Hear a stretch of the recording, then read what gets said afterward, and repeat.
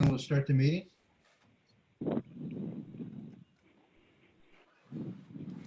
All right. It is recording.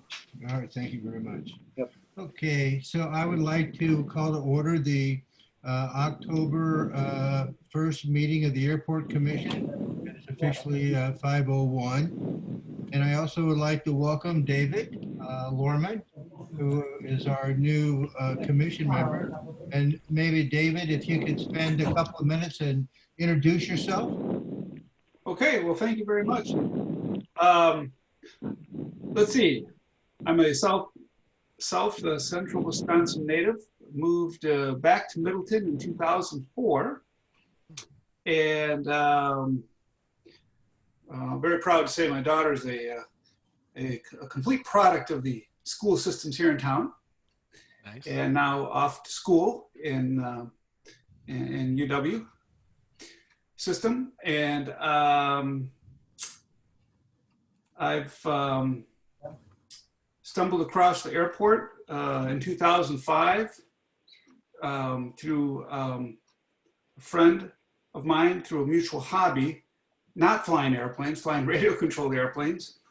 And I was out at the airport one day, and he says to me, "Well, you want to go for a ride?" And I said, "Okay." So I went to get in the airplane, and he said, "No, you get in the left seat." And I said, "Why?" He said, "Well, because you're going to fly it." Oh, wow. And as they say, the rest is sort of history. So you are a licensed pilot, David? Yes. Yes. And do you just hold the private rating, or do you have some of the more advanced, like commercial and instrument? I have just a private VFR, Visual Flight Rules, and I'm active. Make sure I fly a few times, a couple times a month easily. Good. And yeah, so it's, and so that's what's brought me here is just really, I think the city of Middleton has been a great place. I really can't say enough about the experience of my daughter and the school systems and just enjoying life here in town and everything that the city's done, obviously including the airport. Yeah, and you live in Middleton. Correct. Yes, I actually live. I just checked. Really about 2.6 or 7 nautical miles east of the airport. Okay. Good. And All right. yep. I appreciate that. Thank you very much. Let's continue on with. We'll get to know a lot more about you as we start discussing these topics. Thank you. But for now, let's continue on with the agenda. So, Mark, proof of posting and notice. Yes, I posted it in the front hallway as we always do. It's posted at the airport, I presume, if Rich will confirm that. It is. And, thank you. And it was on the city's website and distributed via our list. Okay, well, thank you very much, Mark. The next section is public comments regarding the agenda items. And before we open it up to the public, we did receive a request that went to Mark. Yeah, and I can for some explain that. comments. And so, Mark, would you like to make that? Sure. We received an email today from Fred Klansnick, a city resident, expressing concern that the aviation forecast component of the master plan indicates a doubling in turbine aircraft over the next 20 years, and requesting that strategy number 6 of the transportation chapter clearly state that the primary purpose of the airport is to serve recreational aircraft and emphasize the importance of maintaining a positive relationship with the neighbors of the airport. And that's me paraphrasing his 2-paragraph. Okay, well, thank you. So we've got that in public comment. And with that, I'd like to open it up to public comment. 3 minutes is allotted. And Mark, I'll let you coordinate this. So let Mark know, and we'll hear what you have to say. We have about a couple dozen people logged into the meeting, so maybe as in the past, I think if people just want to start, so Jenny Pavlovich, for example, has her hand raised. So if you can raise your hand, that would be the most helpful way. And at the end, we'll call in others who haven't had a chance to speak, who wish to speak. So Jenny, go ahead. Hi, I just wanted to follow up on some things that were commented on last month in the meeting, and I wanted to I want to state that I think because of COVID-19, a lot of the neighbors are home 24/7 now and like working from home and doing schoolwork from home, and so that might have earlier this year increased complaints about noise because we're in the area more. And I think also 2020 versus 2019, some of us have learned how to identify tail numbers with like flight tracking software. And in the past, in 2019, I don't think people were doing that. So I think the number of complaints that are actually having to be addressed because the planes are identifiable would have gone up possibly because of that, not because there's actually more noise complaints. And so I'm wondering, with looking at a change in the reporting system and the website, that if the airport commission could collect and report, or the airport manager could collect and report all complaints so that they're all recorded, whether the aircraft is identifiable or not, and group it by like time, date, and description, and determine how many complaints are for the same aircraft and address those. Because I think just hearing the number of complaints might not really get to the heart of the issue. There might be 3 or 4 people complaining about the same one, and that I think a small number of pilots are probably the source of a lot of the issues. I know the number of complaints I've submitted has gone down recently, and I think that's due in part because Rich Morey had tail numbers and he took action and he talked to some of the pilots and made some changes, and that's really appreciated. That I'm guessing that could be like maybe a half dozen left that are the source of most of the noise problems, and probably most of the pilots on this call have never had a noise complaint against them. So I think looking more carefully at the data could help resolve a lot of the noise issues. And I've seen the other flight school and some of the pilots on social media keying on what I think is misinformation and making jokes about the neighbors who have noise concerns, and I don't think that really helps the relationship between the airport and the neighbors. I don't think that disparaging Cynthia Richardson on social media, she is an elected official and she's not only representing herself, she's representing the town of Middleton.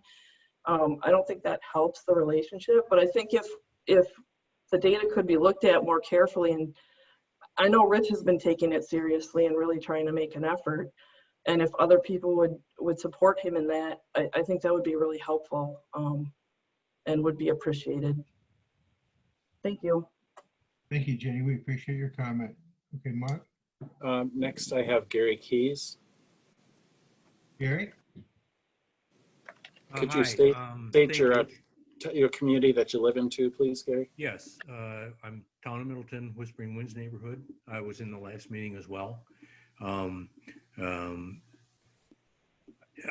guess I'd like to say that maybe after I'm done talking, I would also like to know what towns and what neighborhoods the commission members are on or part of, because does this affect you? Because it affects us in these neighborhoods, and if you're not one of our neighborhoods, then I don't see how you can logically say that this is what we're going to do because you're unaffected. So I think that's important to us to know how you sit on the commission here, that where you're at. I mentioned before when I called in that greater than 40% of our neighbors are willing to sign a petition in this neighborhood against the expansion. I think that's really excellent because many people don't have the time or are unwilling to get involved. There was a remark I think made that there's 3 people that are making 75% of the complaints, and it kind of borders on harassment. I really think that's wrong. I think that these are our representatives. These are the people in the neighborhood that are willing to stand up and speak against expansion, and they have a lot of support behind them. People are going to say that they're against this. It's a great idea. Attend the meetings, register concerns, but that's the extent of their involvement. I'd like to say again that these neighborhoods were allowed to be built with the understanding we have an airport. Yes, we understand that when we moved in, but based on the construction, that there was going to be no possibility for expansion. Now, after the fact, you want to recommend longer runways and more traffic. You can say times change, but what about future changes needed for, the zero carbon emissions?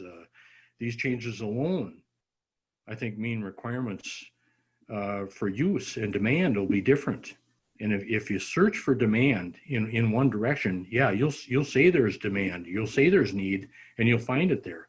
But if you look at, complete research, you'll find many compelling reasons to not expand and spend, more time and precious tax dollars when these resources are especially needed elsewhere. Those are my comments and our concerns in neighborhoods that are close to this, that things have changed, dramatically. We're okay now. I think noise complaints are being addressed as they come up. But if we double, expansion here, this is going to be a major concern for us that are in these neighborhoods. Thanks very much for your time. Thanks, Gary. Appreciate your comments. Kyle, Everybody try to keep it to 3 minutes if you would, please. And that way we can get through everybody's comments. So Mark, go ahead. Kyle Larson. Hi, Kyle Larson, Town of Springfield. And I wanted to make a comment regarding the potential change in language to the city's comprehensive plan. And I'm sure you guys are all familiar with me and you know where I stand on things, but I really want to make it clear from my perspective that I think what the city is doing here is a really dangerous precedent to set. When the city wants to do things like take out language from its planning about being respectful to surrounding communities and instead replace it with language that focuses solely on economic development that's far from guaranteed, that's a really ugly place for the city to be coming from. It's a bad, like I said, precedent to be set all over for city planning. Because what happens is you end up ignoring your citizens, you end up ignoring the residents. These are the people who put people in office. They are the people who are literally writing paychecks with their taxes.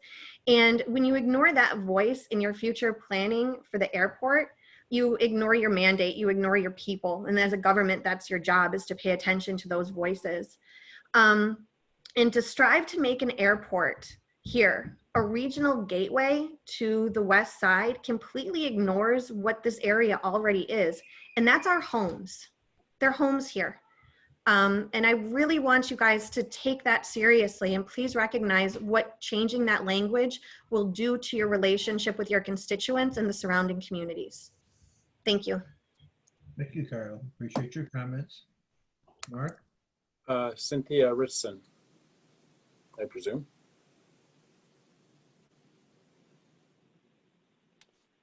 Cynthia, you're muted if you're trying to talk. I've asked to unmute her and there's no response. Okay. Okay, why don't we go on to the next person?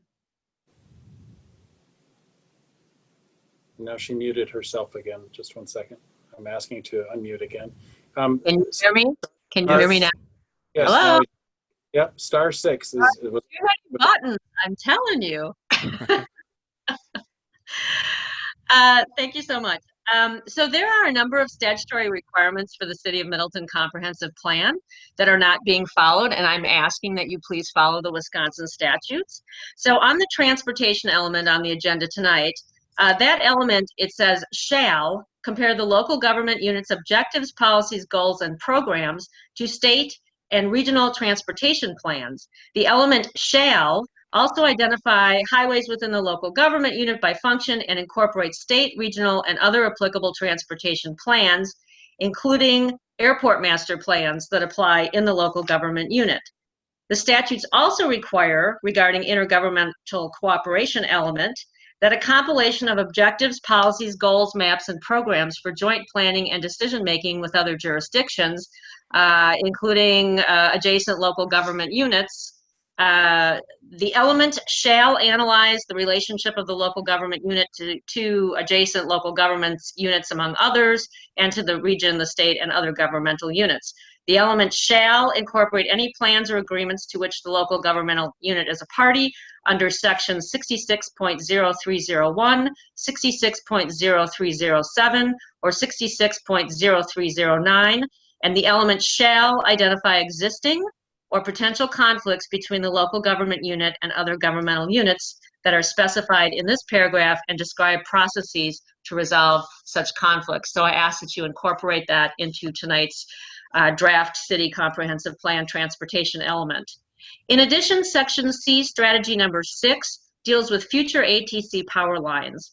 The comprehensive plan should not only deal with avoiding conflicts with future transmission lines, but should identify existing conflicts with airport approaches with transmission lines already in place. In essence, it is clear an east-west runway extension to 5,000 feet is not feasible due to the presence of the Bronner Road ATC high voltage power lines and towers. For a 5,000-foot runway to be viable, the power lines along a section of Bronner Road would have to be moved at a cost of millions of dollars if such a move would even be allowed. The city failed to protect this airspace in 2016 and would undoubtedly have to bear most, if not all, of this multi-million-dollar expense if the lines could be moved. The City and Airport Commission have known about this serious obstruction since at least early 2016, but proceeded with the solicitation and expenditure of nearly $200,000 of Wisconsin Department of Transportation funds to study and plan for an airport expansion that is not only not needed, but is also not feasible. Each of you are a public official, as is each of the City Common Council members, and as such, you all have a legal fiduciary duty with respect to the handling and expenditure of public funds.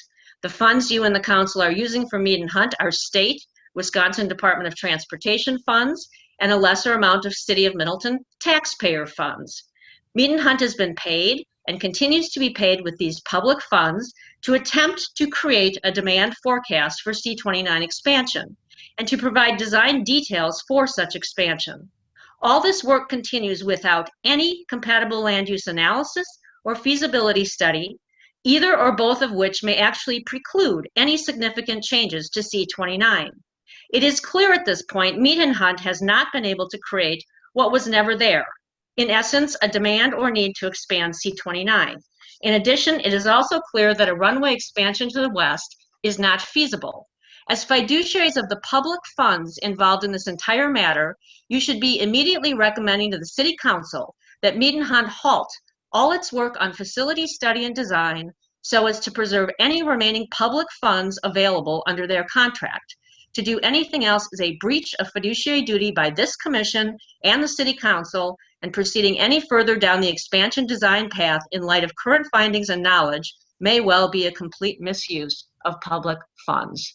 Thank you. All right, thank you, Cynthia. Next comment, please. I don't see any other hands. David raised. Bryce on the phone. Okay. Hey, David. You know how to raise your hand, Steve? I don't know how to get a hand up. I'll show you. We'll call you. Don't worry about it, Steve. Go ahead, David. Okay, this is David Bryce from the town of Middleton. I just want to reiterate the obligation that you as public officials have to both protect the public health, safety, and welfare of all citizens, and not just the safety of the airport and the pilots. FAA Grant Assurance number 21, compatible land use, has been in effect since 1964. According to the compliance manual from the FAA, quote, land use near airports must remain compatible with airports and the airport approach/departure corridors. These concerns must be addressed in community planning in order to maintain the safety of flight as well as the quality of life expected by the community residents. Aircraft noise and citizen safety is a growing concern around C-29. The primary responsibility for land use compatibility and integrating airport considerations into the local land use planning process rests with the local government. Industrial and commercial land uses around an airport are considered compatible. Residencies and schools are considered an incompatible land use around an airport. There are approximately 900 existing residencies west of C-29 in the town of Middleton and 2 schools. Since 1998, many citizens have relied on the City of Middleton resolution when the Common Council committed to restricting the runway length to 4,000 feet. and urging pilots to fly in flight patterns over commercial and industrial areas away from the residential ones. Since then, no additional airport-compatible land use planning has occurred. Such land use is the responsibility of the City of Middleton. Why does the city give no consideration to the noise impacts of existing C-29 operations on the surrounding residential area? Why did the city give no consideration to the increased noise impacts onto the community when the Common Council approved Capital Flight's move to C-29 from Dane County Regional Airport? Capital Flight, as you know, sells and operates Chinese government-owned Cirrus airplanes. According to the FAA manuals, noise levels for these planes are 82.5 decibels and 83.7 decibels on both of these airplanes that are in C-29. These airplanes' noise levels greatly exceed the FAA minimal relief of 65 and airport planning 60 decibel noise levels, resulting in, for example, interrupted phone calls, interrupted learning, and interrupted sleep in residential areas. This increased C-29 is even more noticeable today because most of us are at home due to the coronavirus pandemic. Please consider these points in your planning for expansion of C-29.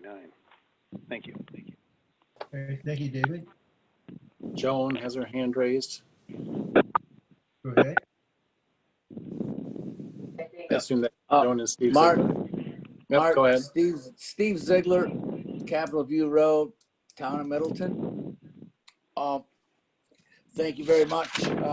I would like to address the Middleton Comprehensive Plan 2020 Transportation section. Section A, Strategy 6 indicates that the FAA has, and I reiterate, has approved an aviation demand forecast relating to operations at the runway C-29. This is not, I repeat, not correct. The FAA letter dated 7/30/2020 dealing with the mean hunt forecast approved only the methodologies used, but specifically did not approve the forecasted number of operations and emplanements. The comprehensive plan should not state items such as this have been approved when it's clearly that it is not the case. This was also confirmed at the meeting by Mead and Hunts Reich Dunkelberg at the AMPAC meeting.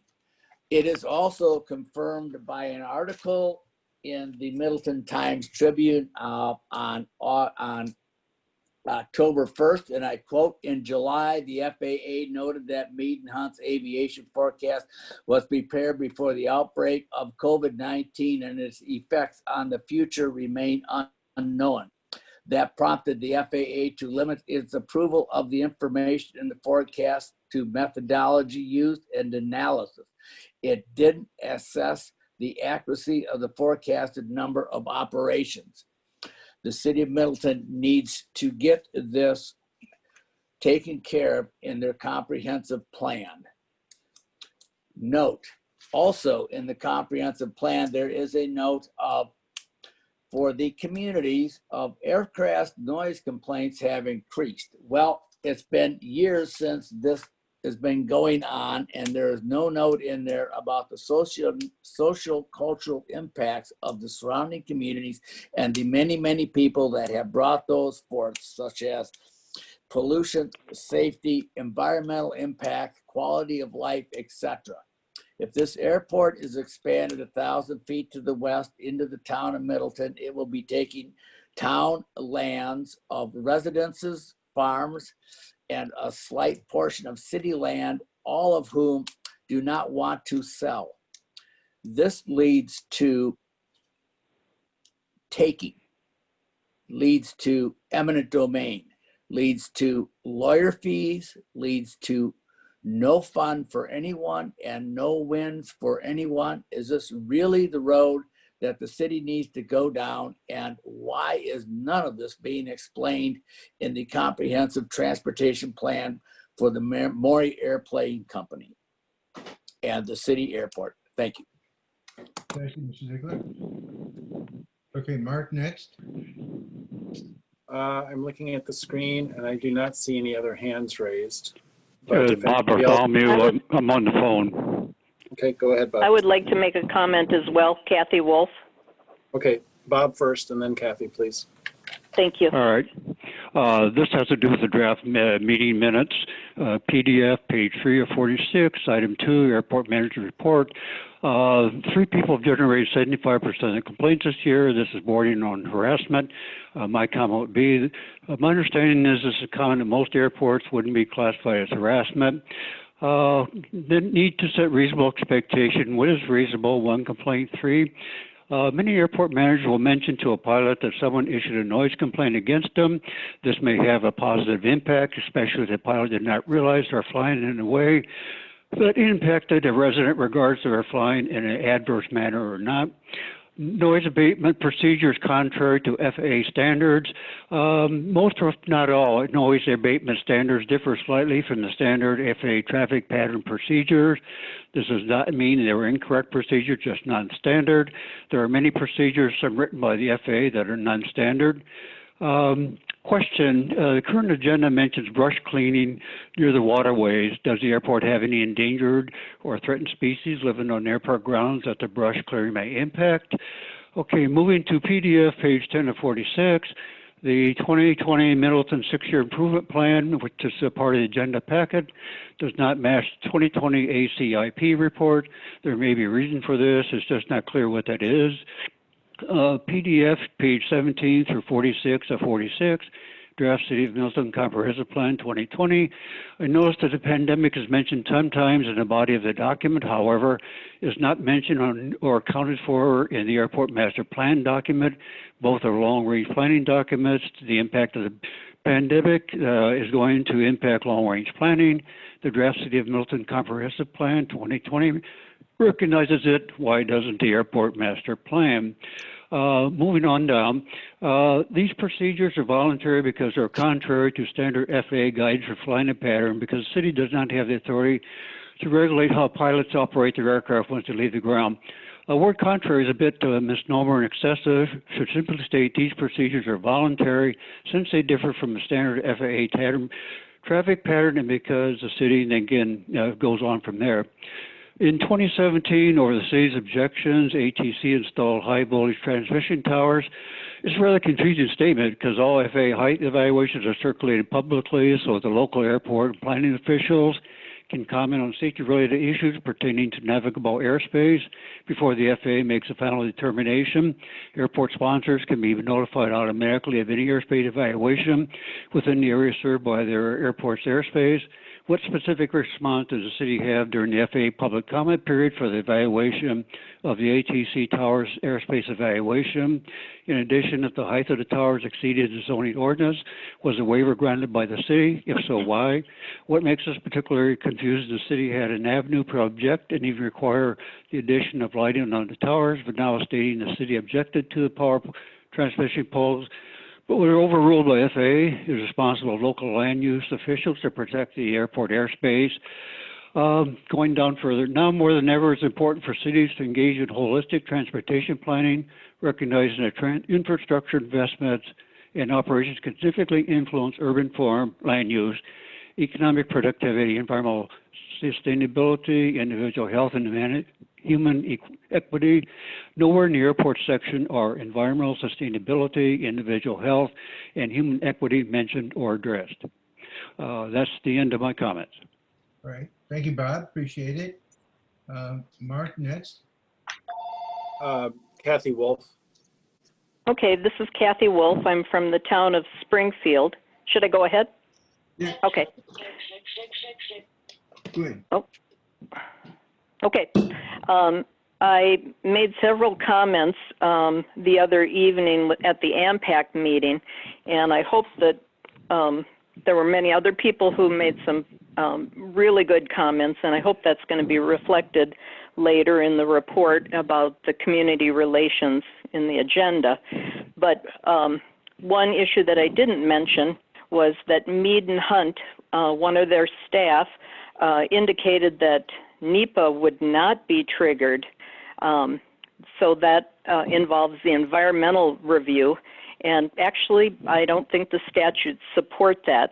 The environmental concerns that would trigger NEPA would include the fact that the airport is built over a large aquifer that supports many of the wells in this area.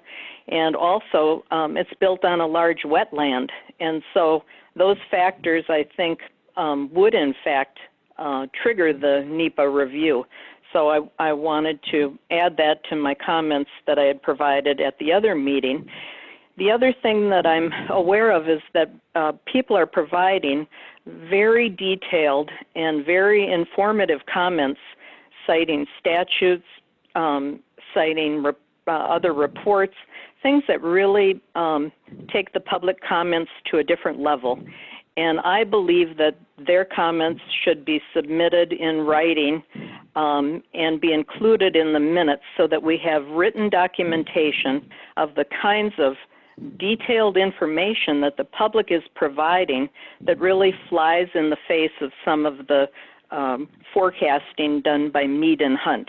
So I would strongly ask and recommend that those comments be given the same weight as some of these other things and be presented, reported in their entirety. And I realize, Mark, that's more work for you, but if people could submit the written comments that they spoke over the call tonight, that would, I think, be really important in the minutes. That's all I have to say. Thank you very much. Appreciate your comments. Mark? I don't see any other hands raised. Is there anyone else wishing to make public comment regarding items on the agenda? I see none, Mr. Chair. All right, so hearing none, we'll close this section of the agenda and we'll move to approval of the minutes. So has everybody read the minutes? Is there any motions that would like to be made?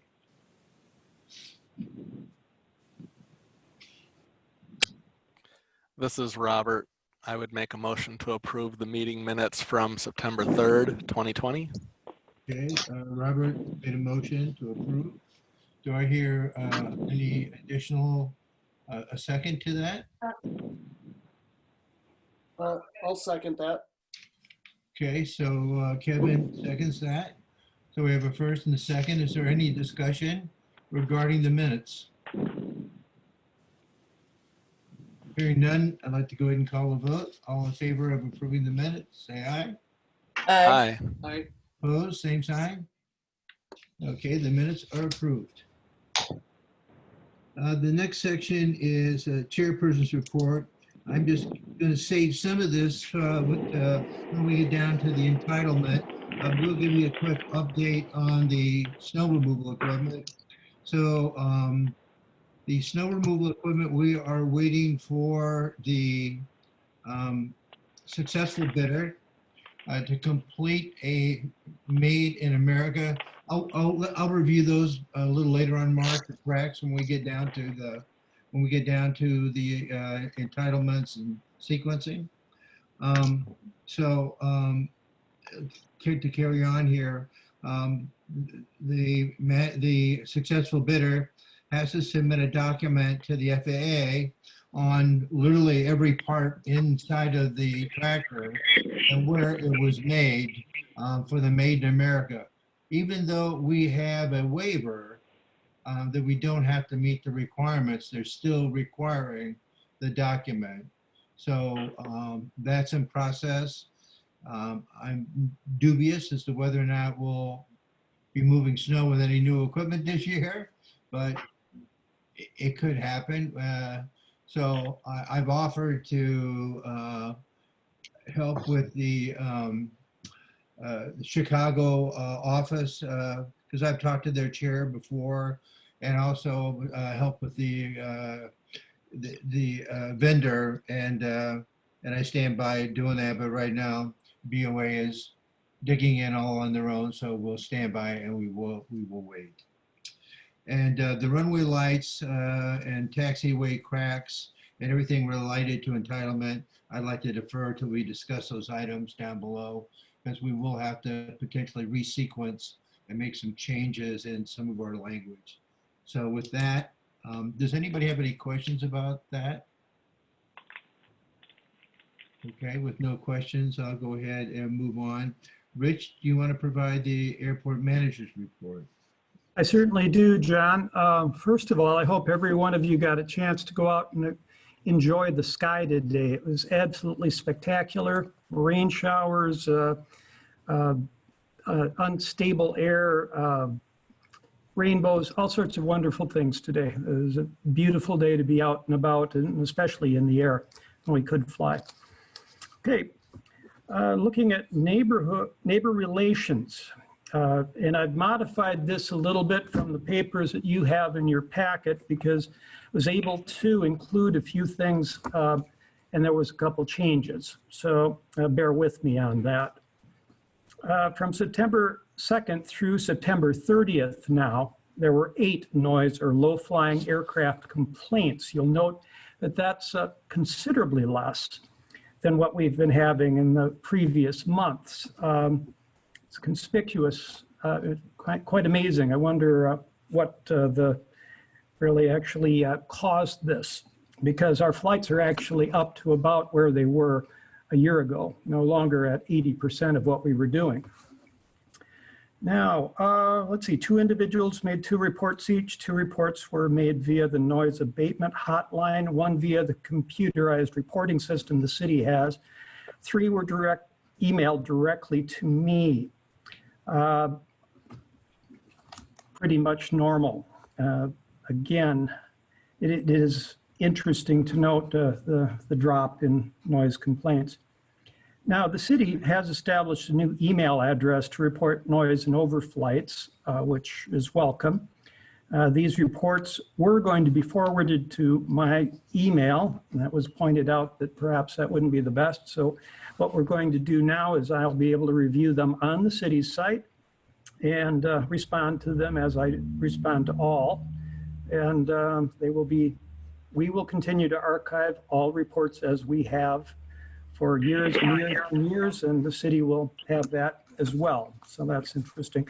Another interesting note, because of the low ceilings and the ongoing training over at Dane County Regional of the Air Guard, we had 3 calls today about F-16s that flew over the city, and they were a little on the loud side. It's interesting, but they're definitely beyond our control. Airport safety, no accidents or incidents on the field.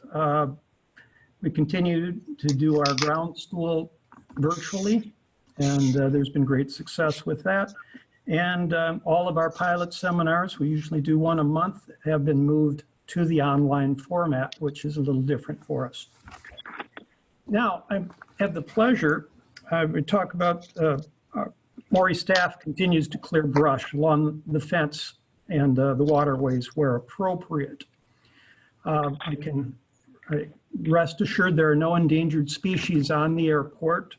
What threatened species we have are prairie birds, such as our the meadow larks, which I didn't realize were threatened because they thrive out here on our field. But no, nothing is endangered. What we're trying to do after years of basically neglect is to restore the waterways to as designed. Currently, they are overrun or overgrown with a variety of woody species and trees. This inhibits the flow, the timely flow of water through these areas, and can cause and has caused in the past excess or additional erosion simply because the water's not staying where it ought to be.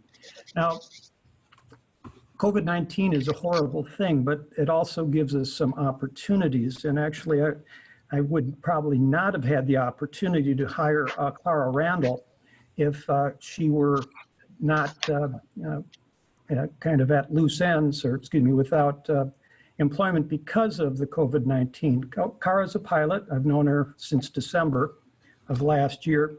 Very accomplished person, and she thinks outside of the box. And wanted to do anything that she could out here, and I put her in charge of, well, first off, just clearing the fence lines, but thinking about this problem. And Cara thinks outside of the box. She's come up with some solutions that I wouldn't have. So later on, you'll have an opportunity to hear what she has proposed, and I think it has a great deal of merit. And that thus ends my my report.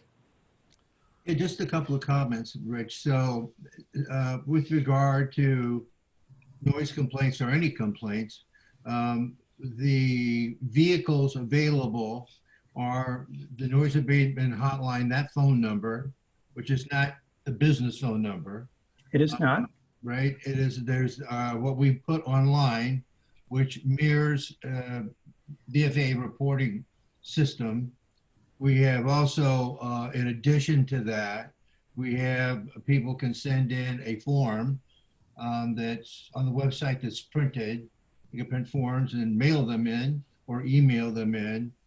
And I'm hoping that the emails would be in the structure of that form so that the data collected is in alignment with the requirements for the FAA. Because I know at the last AMPEC meeting, comments were made that the data should be included from the public in considerations made by AMPEC. And that can really only happen if everything is in the right format. Also, a comment that Jenny made, which I think is a good comment, and that is to calculate complaints per aircraft. If we had everything into the database and we could sort the database and we could determine these kinds of things by N number, and it's just not possible. So, I mean, I really want to firmly say that people should use the online system because it collects data in the proper way that it can be mapped, analyzed, and can be forwarded to the FAA. And I know if you can run all the tracking software and FlightAware and Radar 24 and all these other things, you certainly ought to be able to run the online system. So I would certainly ask people strongly to consider making a little effort to use that system. So that's my only comment. Commissioners, does anybody have any questions or comments of Rich? This is Robert. Maybe this is already taken care of, but it sounds like there's an updated version of the airport manager's report that's not what we had. Can we make sure that that gets given to Mark Opitz and that Mark adds the updated or most recent version of the manager's report into the packet, or well, not the packet, sorry, into the file, I guess, whatever we have digitally. Mark, is there, sounds like, you know, we're being presented with information that's just a little different. It sounds like there was like maybe 2 or 3 more flights in the last couple, or noise complaints in the last few days that were mentioned. Can that be? This is how I handled it last meeting. So we had the airport manager's report, and then I highlighted, I put a note in the minutes saying this supplements info provided in the report that was in the packet. Okay. You know, Yeah, so the that's how I URL handled it. sometimes doesn't match exactly. It's a little bit more explanatory, and you may sweep in some other facts. So, Right, so you're asking me, Robert? I'm comfortable doing it this way. Robert? I'm fine too. I just want to make sure that people after the fact can reference the most up-to-date information. Right. As long as it's recorded and publicly available, I think that's fabulous. So I'm comfortable with it. But that's a good point, Robert. Thank you. I'll be happy to make sure that this gets sent to Mark and is included as is appropriate. The whole, frankly, not having to correlate the normal numbers that I'm used to, I was able to simply add this in at the last couple, or today having a little extra time, because people do expect that these, if they make a report, that it is reported that month. And I've explained to folks that I had to cut the cut it off on the 26th to get that information in, but today it was easy enough just to add a couple additional complaints and put them in. If this is contrary, if we would rather not, I will just stick to the date that I compiled the report and not put any additional information or noise complaints in it and simply address them the next month. Whichever the commission wishes, I'd be happy to comply. Well, that's a good point, Rich, and I very much appreciate the fact that you added in the information today. I guess my thought is on that topic is consistency is good, and maybe the cutoff a few days before is actually a better way to go in the future, just so you're not like feeling pressure and 2 hours before a meeting or something, or 2 hours, well, be 2 hours before the packet goes out to try to update with new information. My thought is maybe a cutoff a few days before isn't a bad thing, just to, and then anything after that just gets put on the next month's, so that again, we're just consistent from month to month, and you're not having to scramble, 13 hours prior to a meeting. I appreciate that, Robert. And I will do that in the future. I just thought that having 3 additional come in on a 5 noise complaint was significant, so I thought you guys ought to see Actually, that's a good point too. I'm just speaking my thoughts, and I can't speak for the whole commission anyway. So other commissioners may have different thoughts on the topic. I'm just trying to make life a little easier and more consistent for you. Don, if I could make an observation. The one thing that's important, I think, that we're trying to get at is whatever we do needs to be properly journalized for the public and properly recorded. So Absolutely. we want to cut it off on the 26th and then, or whenever you produce your report, and then report equivalently. I think that's fabulous. But if you do add 1 or 2, we have to reflect it in the minutes. And either way, John, I think it's covered. Okay? John, may I make a couple comments? Yes, sir. First of all, I'm glad that I'm not changing what's in the packet because I think that would be unwise to do that because of the packet's been published, and to change, so I'm glad that that's not the request right now. Okay. I support a consistent cutoff, and that every report, like what you see on the screen, covers an equal time interval of, let's say, the 25th to the 25th every month. Something that's regular. If in this case, this report started on September 2nd, I presume that's because that the last report went through September 2nd, or it's because Rich provided information at the meeting that was documented. But I think it's important that this report that gets published in the packet be consistent every month and have an end of like the 25th or the 26th, whatever you choose, Rich.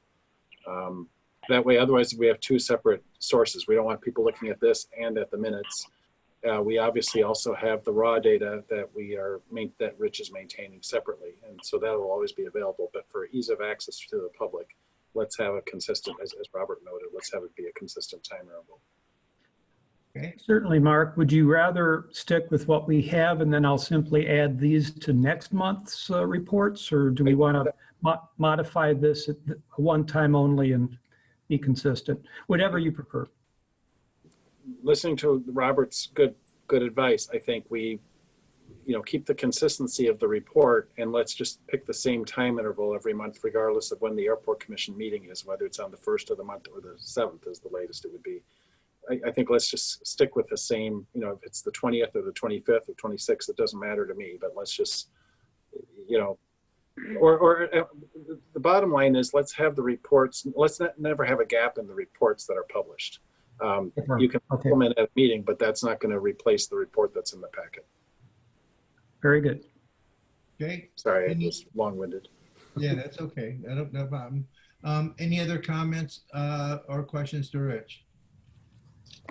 Okay, with that, I'll move on to the next item.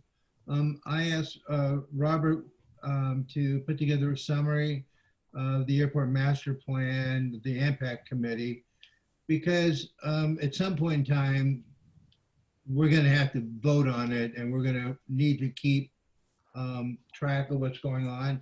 I've attended the meetings, and if possible, will continue to do so as a silent observer, making notes and see how it's going. But with that, and by the way, congratulations to Robert and Kevin for being chair and co-chair of AMPAC. Great nominations. So Robert, with that, would you like to give us a report? Certainly, and thank you, John. And that was, yeah, first thing on the, well, I guess the first thing I'll say is AMPAC had been on hiatus for a little over a year, as things were as people were doing work in the background, but then everything kind of got put on hold because of COVID-19 and whatnot, I believe. So yeah, the first meeting of AMPAC in 2020 was last Thursday, September 24th. At that meeting, I was elected chairperson. Kevin was elected vice chair. So yeah, we're doing that.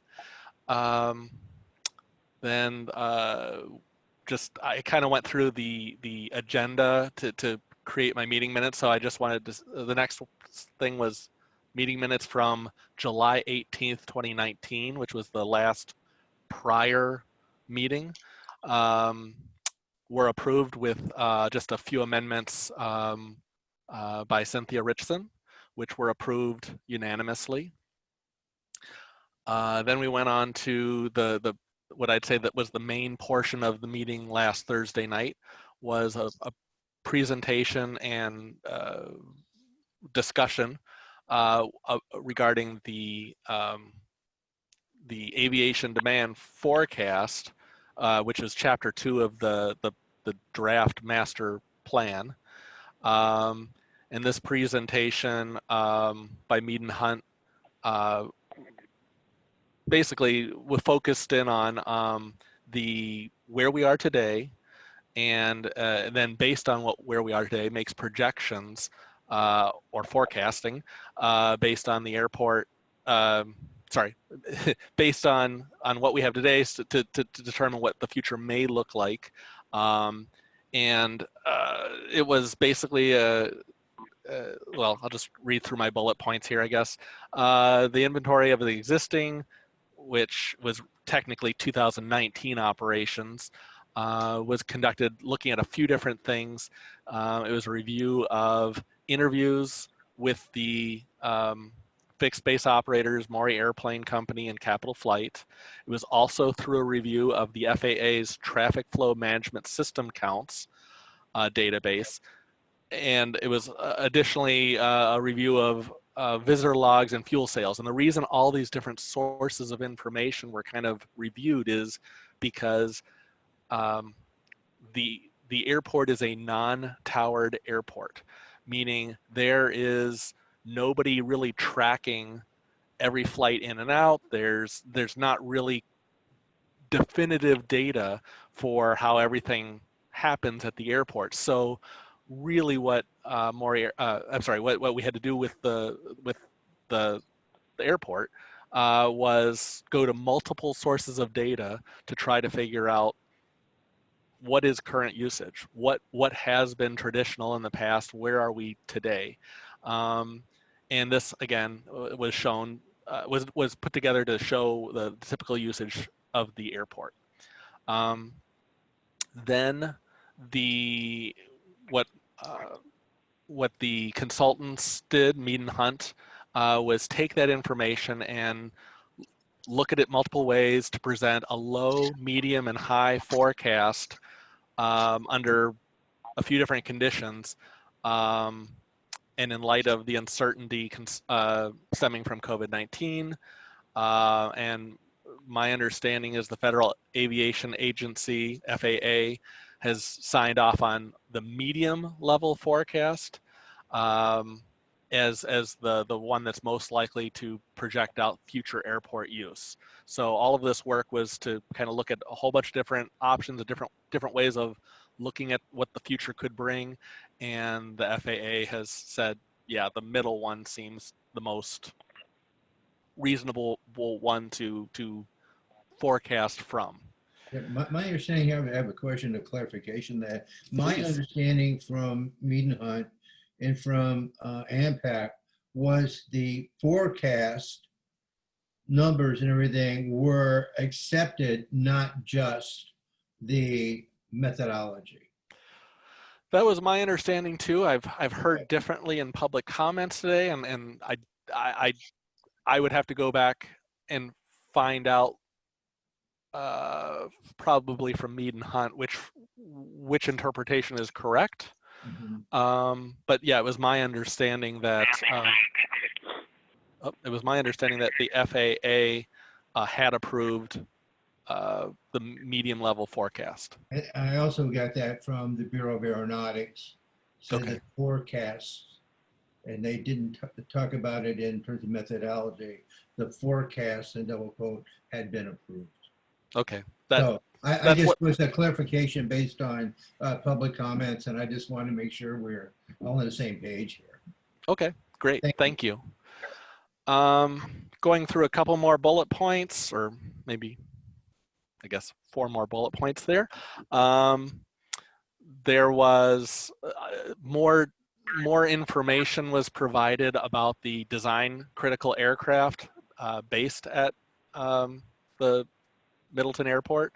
Talked about that currently there's a lot of what are called I think it was just like considered like piston driven aircraft, but an increasing share over time is going to be turbine powered aircraft, which is small jets and turboprops, and that even though they're a smaller portion of the makeup now, just trending nationwide says that there's going to be a larger proportion of small jets and turboprops as the total makeup of any airport, and that projects out as well to C-29, the Middleton Airport, and that the size of these aircraft range from at the high end of B1 standards to the low end of B2 standards.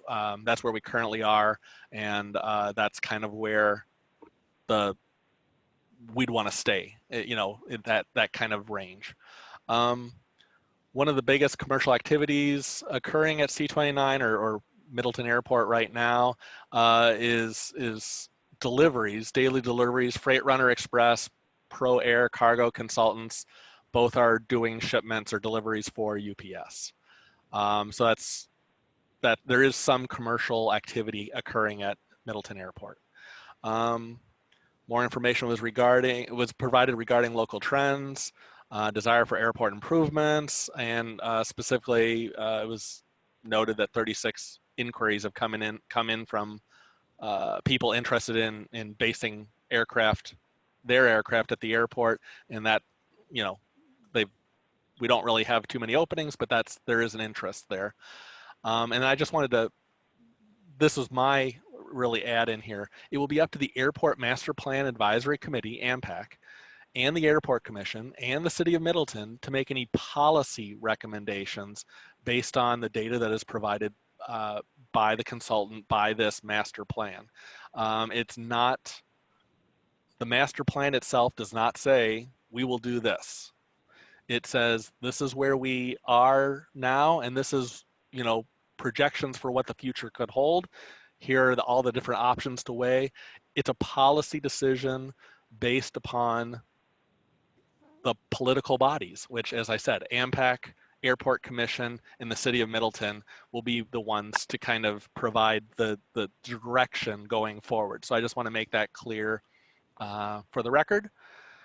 And that was kind of what was discussed at the meeting. Then the meeting went on to project or to schedule out the next meeting, which is scheduled for October 29th, 2020, again at 5:30 in the evening for those who want to tune in next month. And then the last section was public comment, and there were quite a few questions raised by the public. I tried to consolidate. I thought some of the main things were there was a few questions that kind of went outside the scope of the master plan process. And I want to thank Kevin Munson for correctly pointing out that some of these issues were not master plan issues and that they would be better directed to the airport commission. There was like some safety questions regarding airplane safety or pilot safety. And those were not things that could really be addressed at the master plan or by the master plan or at AMPAC. A number of people asked when an environmental study or analysis will be completed. And Mead and Hunt has said that this will be most likely ready to go, not by the October meeting, but by the November meeting. So about 2 months out for environmental information to be presented. And then there was a number of people who asked about the citizen input regarding the future of the Middleton Airport. And that specifically, I remember one person asked if you know, we have a plan for kind of a open house where the public can come and speak and learn things and ask questions. And somebody had specifically said, we want to make sure that any survey of the citizens is not consolidated into that one night of an open house. And I did commit to the fact that a survey would be a separate thing. A survey, it will not just be a one night ask people who show up what they think. A survey will be a more detailed survey, right? So that was kind of the general overview of what happened last Thursday night at AMPAC. I'm happy to answer any questions that you might have. I would add that I would just characterize this as really more of a presentation of the forecast section by Mead and Hunt with some questioning of the numbers and clarification. There really wasn't any actions taken during the meeting. It's a good point, and that is correct. There were I think the only action that night was to approve the meeting minutes from over a year prior. So I think everything else was informational in nature. And I suspect that the next one, which is basically they will take the forecast and using the FAA guidelines, interpret what facilities are required to meet the goals. And they'll be probably presenting that. And again, I don't know there'll be any actions taken there either. It won't be probably till the third meeting where some selections will have to be made. But I could be wrong. I'm not quite sure what will be on the agenda at the next meeting, but there will always be a component that is informational. Yeah. I'm not sure what action items there may be on the next meeting. Yeah. Great. Is there any questions, Robert, from any of the commissioners? Okay, hearing none, I think we'll move on to the next item. Thank you for your help, and we'd enjoy hearing from you again at the next meeting. So take copious notes, and we'll go from there. I will do. Thank you. Okay, so the next one we would talk about the airport financials. So let's just start out with the sources and uses, Mark. That'll be the easiest one, and then I can refer to the rest of them from there. So much like Rich, the month doesn't get closed out really quickly. So the September books aren't closed probably for another week or so. So what we have is pretty much what we had last month. There are a couple of changes, and they were in my notes. I try to follow along with the BOA on a fairly regular basis. And that is that the BOA, thank you at the top there, the BOA closes out their airport improvement program funds. And so they just closed out 09.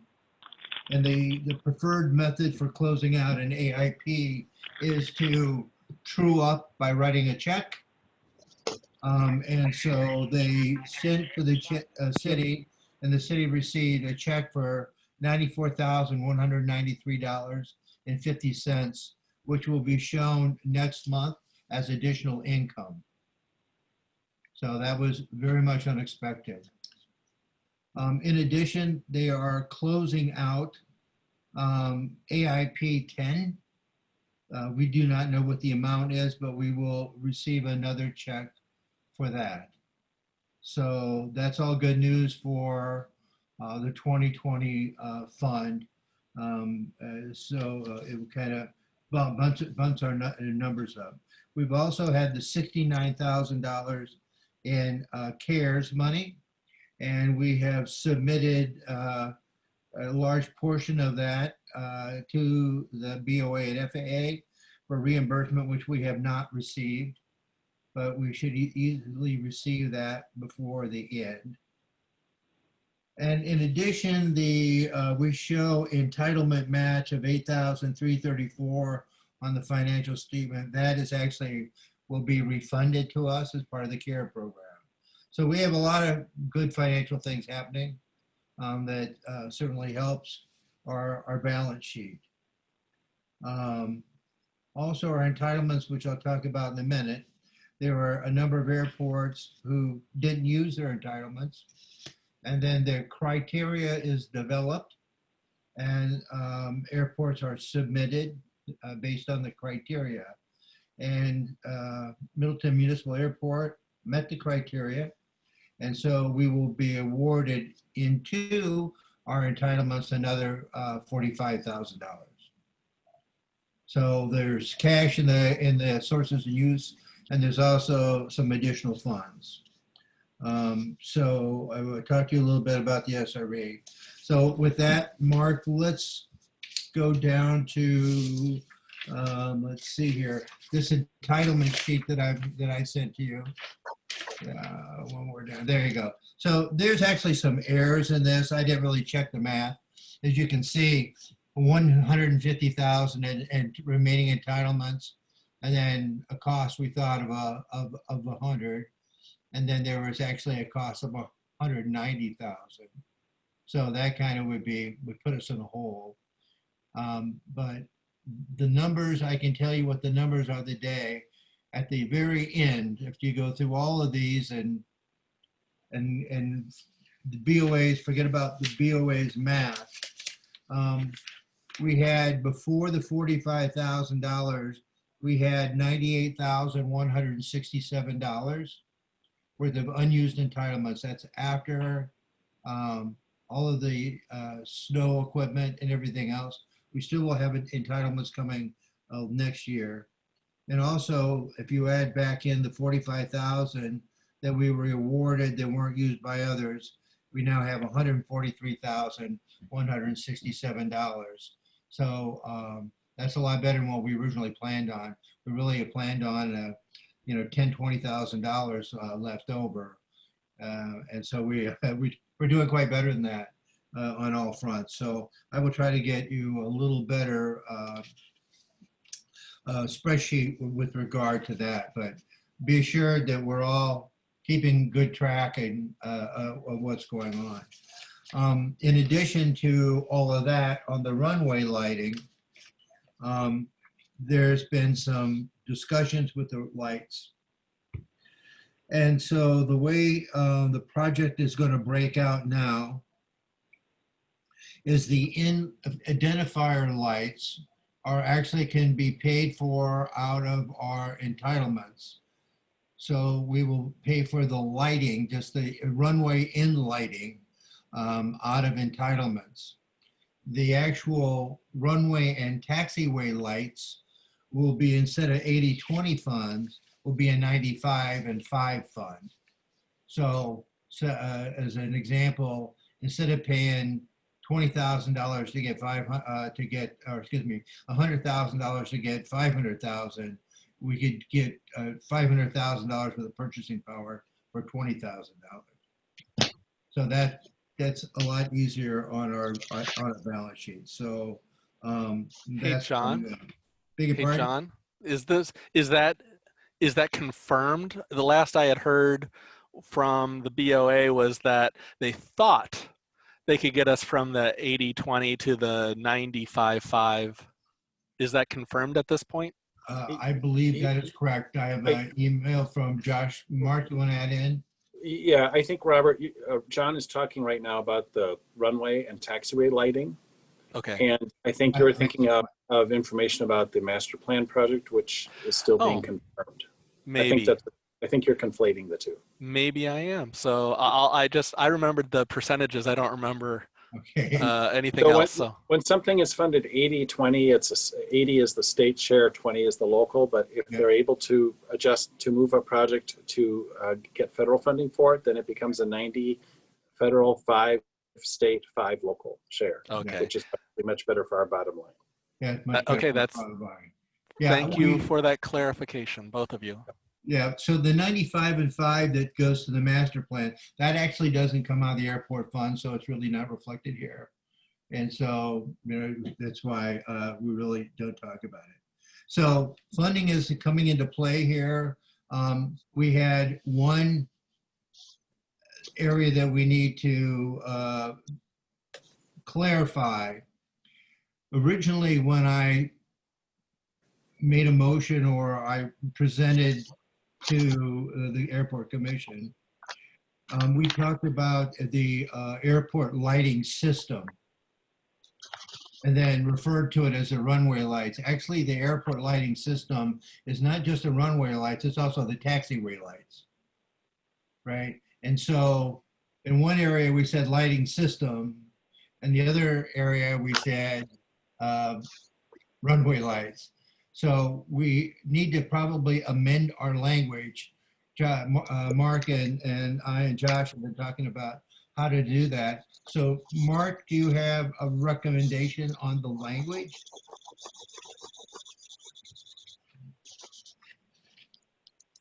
I do. You're talking about the language in the petition? Yes. Then we'll have to make a motion to amend. Actually, no, it's just being handled administratively. That's what our emails were about this morning. Okay. It's not something we need to do here. I mean, if you'd like, well, it really, we deemed it to be administrative. Okay. So I believe. So I can share the language. I'm happy to do that. I think it wouldn't hurt to make sure everybody is aware of the change, since it originated from the airport commission and it went to the Common Council. And so at a minimum, I want to make everybody aware of the fact that it's not just the runway, it's the lighting system, and that we need to administratively modify some documents to correct the error. Yeah, and so it's on your screen now, what John is referring to.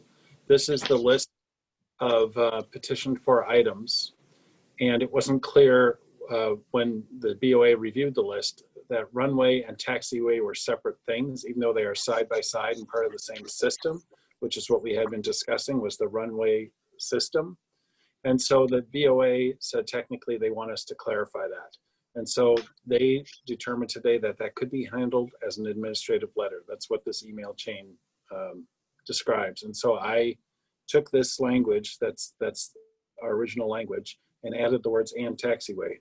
I haven't actually sent the letter to them yet. I didn't get to that today. So I'm happy to make a motion to change that if it's something the city feels it needs.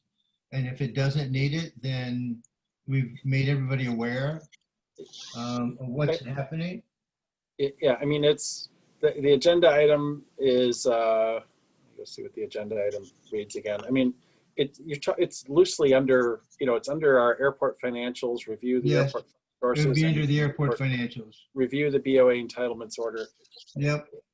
I don't think a motion is necessary, and I'm not sure it would, I'm not sure it's really in order, I guess, because it's not, because it's an administrative decision, it's irrelevant as far as I'm concerned. That's fine. Let me just ask this, and I just want to make sure everybody's covered and everybody's in alignment here. Does anybody in the airport commission have any pushback about changing the language to correct what's an obvious mistake. No, I think you're adding clarity, which is always a good thing. Yeah, okay, all right. I guess was that everybody's intent is what you're asking, John? Was that everyone's understanding that we were looking at the runway and taxiway? Yeah, is there anybody that didn't understand it to be the lighting, airport lighting system, which would be comprehensive of both the taxiway and the runway, and actually the end lights, identifier lights? Okay, all right, so hearing none. The last thing I want to talk about entitlements is you want to go up and show the pictures of the cracks. I spent some time out at the airport looking at the runways. This is actually the taxiway. And so these are the kind of the cracks that we had filled in the runway last year, which by the way is also settling because there's no bottom to them. The rubberized tar is being pushed down, and it allows a pathway for water to get in, which will undermine the pavement, and we all know what happens then, right? It shortens the lifespan of our surfaces, our taxiway and our runway. So we want to move up in the list of our, or I'd like to move up in the list, the filling of the cracks that would occur after we get done with what we've already started, and that's the SRE equipment, which is done, and our lighting, which is in progress. So I would like to move them up to the next project as funds are available. And so we'll keep an eye on the funds, and we will keep an eye on the surface to make sure there's nothing immediately needs to be done to maintain the integrity of our paved surfaces. So I guess I'd like to make a motion that that the filling of cracks in the taxiway and the runway be moved up in the sequence of entitlement projects to follow the runway lighting project. This is Robert. I would second that motion. Yeah, absolutely. It sounds like it's an important thing that we cannot defer for years. It has to be as soon as we can fix that. We probably want to fix that. So you're saying from 2023 to 2021? Is that what you're suggesting, Yes, John? we would move it up to 21. Well, the runway light, the design and the project. So it will happen either near the end of some mowing equipment moves down, crack sealing will move up. So it would follow in 2021, crack sealing would follow runway lights. And then we would just move mowing equipment down. And then where do you have the drainage improvements? I would just leave them there At for now. 2022. Yeah, Okay. and then we'll just leave them there. And then we'll just double up and we'll try to start sorting out years when we get closer to them and we can actually further identify their condition. Make sense? You know? It makes sense. And is there, I mean, that's entitlement money and kind of a bigger fix. Is there anything that we're going to be doing very short term just to keep water from going in there this winter and causing ice damage? You know, BOA is, as Josh is looking at it and coming it's under advisement as to what he thinks we should do. I mean, they are engineers, and if we need to do an emergency project, there's probably ways to do that. So I'm not the expert on that kind of a thing, so I'll leave it to them. But you make an important part. We are definitely going to continue to watch it and inspect the areas, and if need be, you know, put in an emergency project and see if we can get it queued up, which I think we probably could. You know, view of this is this airport may never change from what it is, and we have to protect our assets, right? And so let's keep what we have in good working condition and make sure that it has its utility for the uses that we have now. So, you know, it's like anything else, take care of what you've got. There may never be another thing. So that's kind of my thinking there. So John, is this the motion that you're making, I assume? This is the new sequence? I said that the crack ceiling would move up and the mooring would move down to the drainage equipment, if you would. And then just couple it up with the drainage improvement. And then Okay. we'll sort it out from there. Like that is what you're saying. I believe that is correct.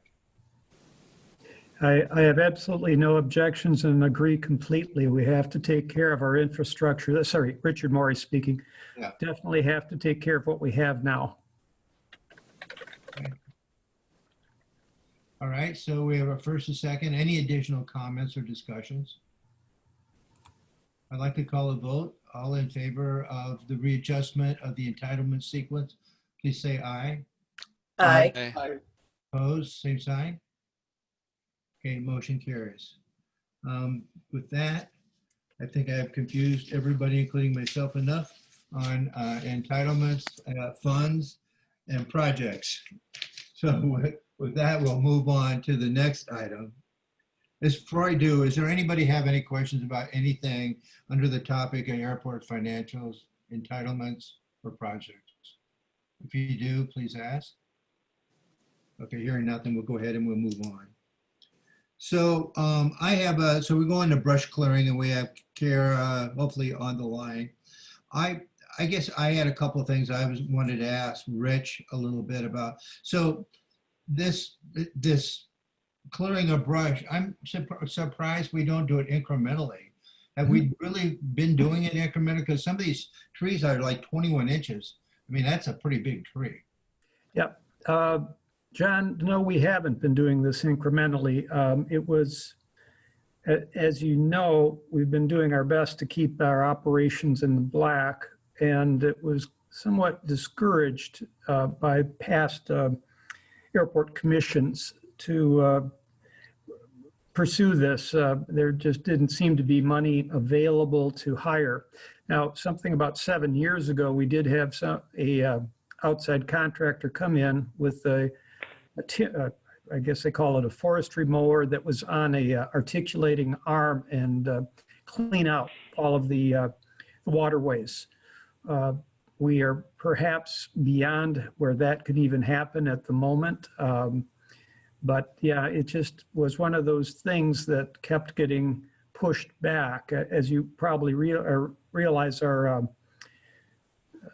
seal on the runway went several years beyond what BOA would have liked to have. The seal on the ramp went even further, and the crack seal is just, things were delayed because of expenses on first developing the east hangar area, and second, the snow removal equipment building that went way over original estimate, if I recall correctly.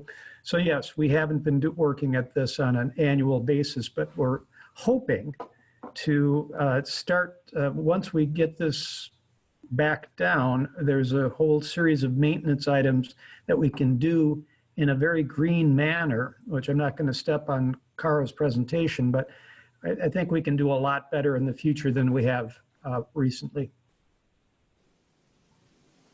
So this is, I would characterize this as a kind of a large one-time cost to catch us up with then hopefully some cogent annual maintenance to try to keep us from having to do a big project again. I would, that would be my hope, John. It definitely is a big project to begin with, but once we have it down, it's a lot less expensive just to do the maintenance than it is to wait, I feel. Okay. Okay, with that, Cara, are you on the line? Cara? So. I saw her earlier. Maybe she's muted. Oh, here she is. I'm here. Okay. Hi, Cara. You're just learning Hi how to, there. have to figure out how to use the thing there. Okay, good. So Right. why don't you go ahead and we're going to give you the floor. Tell us what we've got. Tell us what we got to do. Tell us what it's going to cost, and we'll sit by and absorb.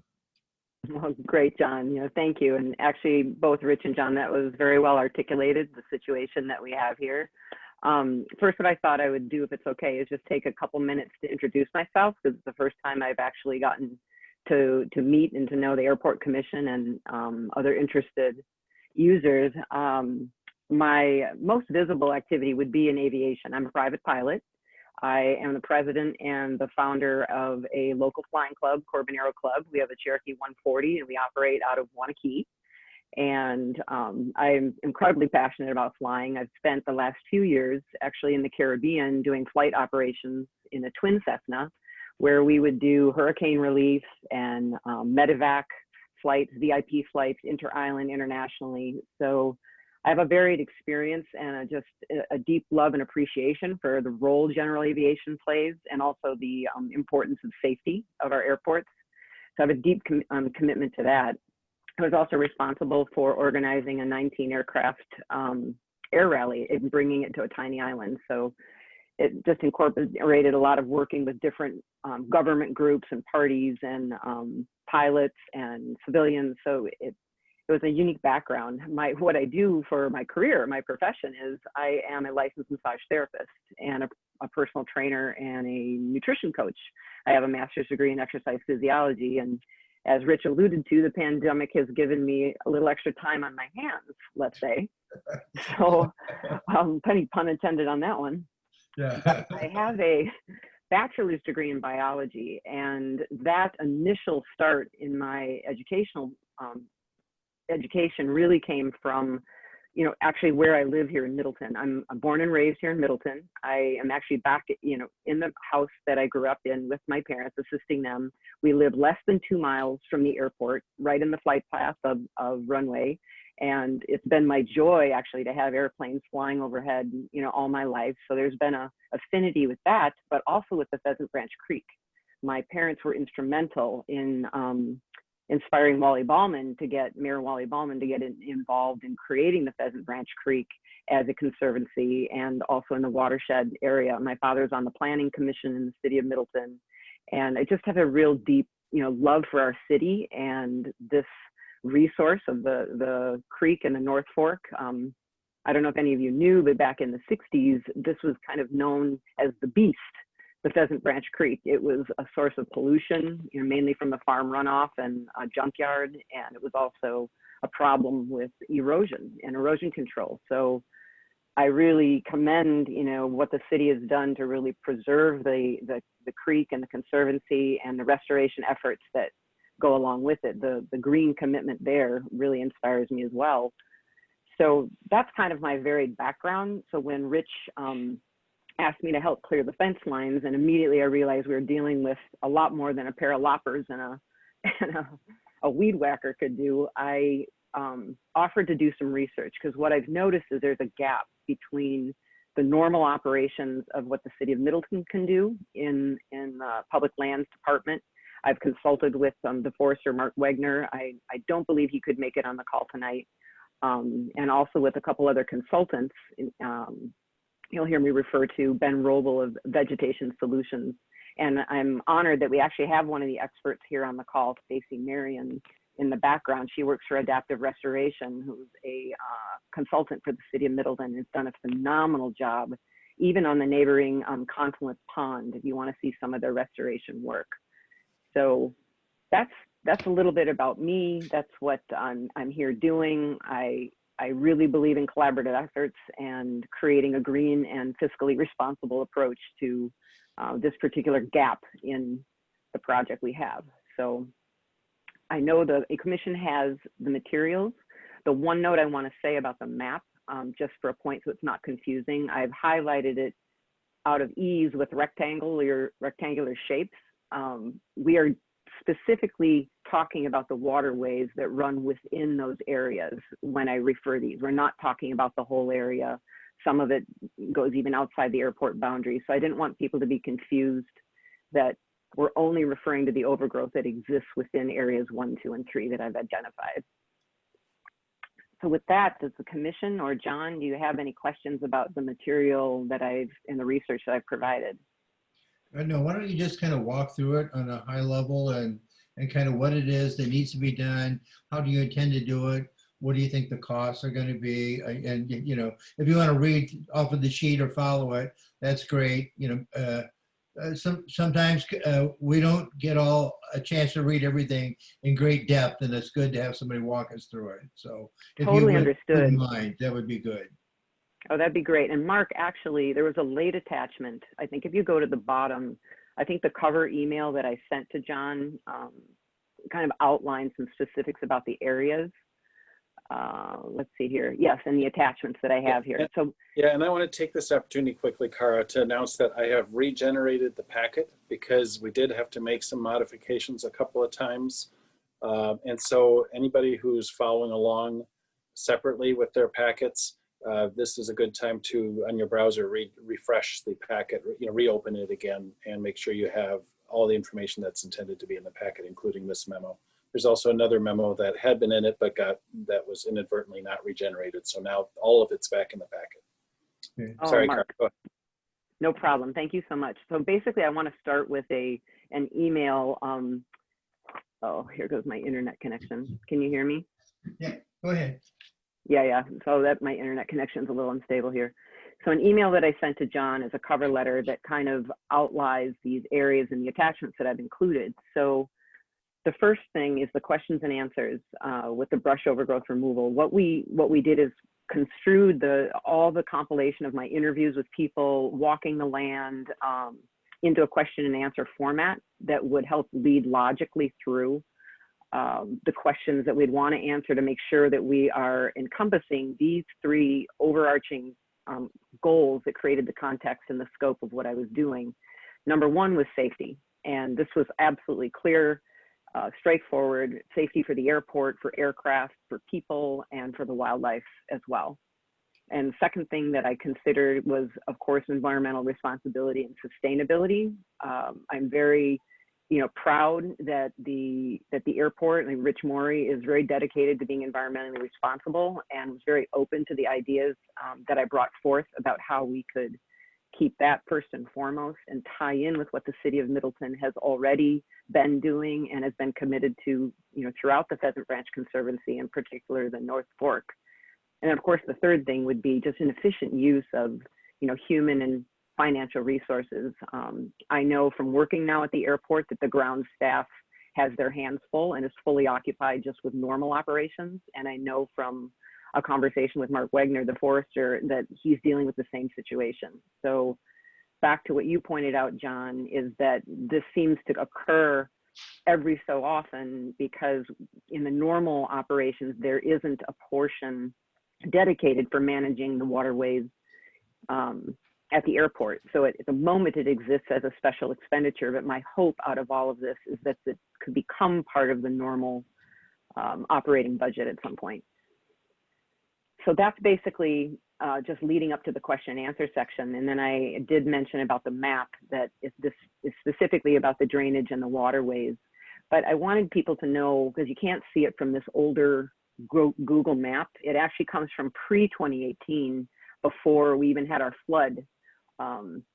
So it's basically just for location purposes, that areas 1 and 2, area 1 is over by the Lexus dealership. And it's a very narrow waterway, and it has kind of a sharp embankment, and it's very overgrown and thick with young willows. And actually, I'll talk about the whole points here too. Area 2 in pink as well is on the very far west end, and it's the beginning of what becomes another tributary into this branch of the North Fork. And it is a very low elevation. It is chronically wet throughout the summer for the most part. And in as such, it's not easily mowable. And hence we have the growth for that. and again, it's mainly young willows that we're dealing in this area, and some other invasive species like reed canary grass, throughout that area.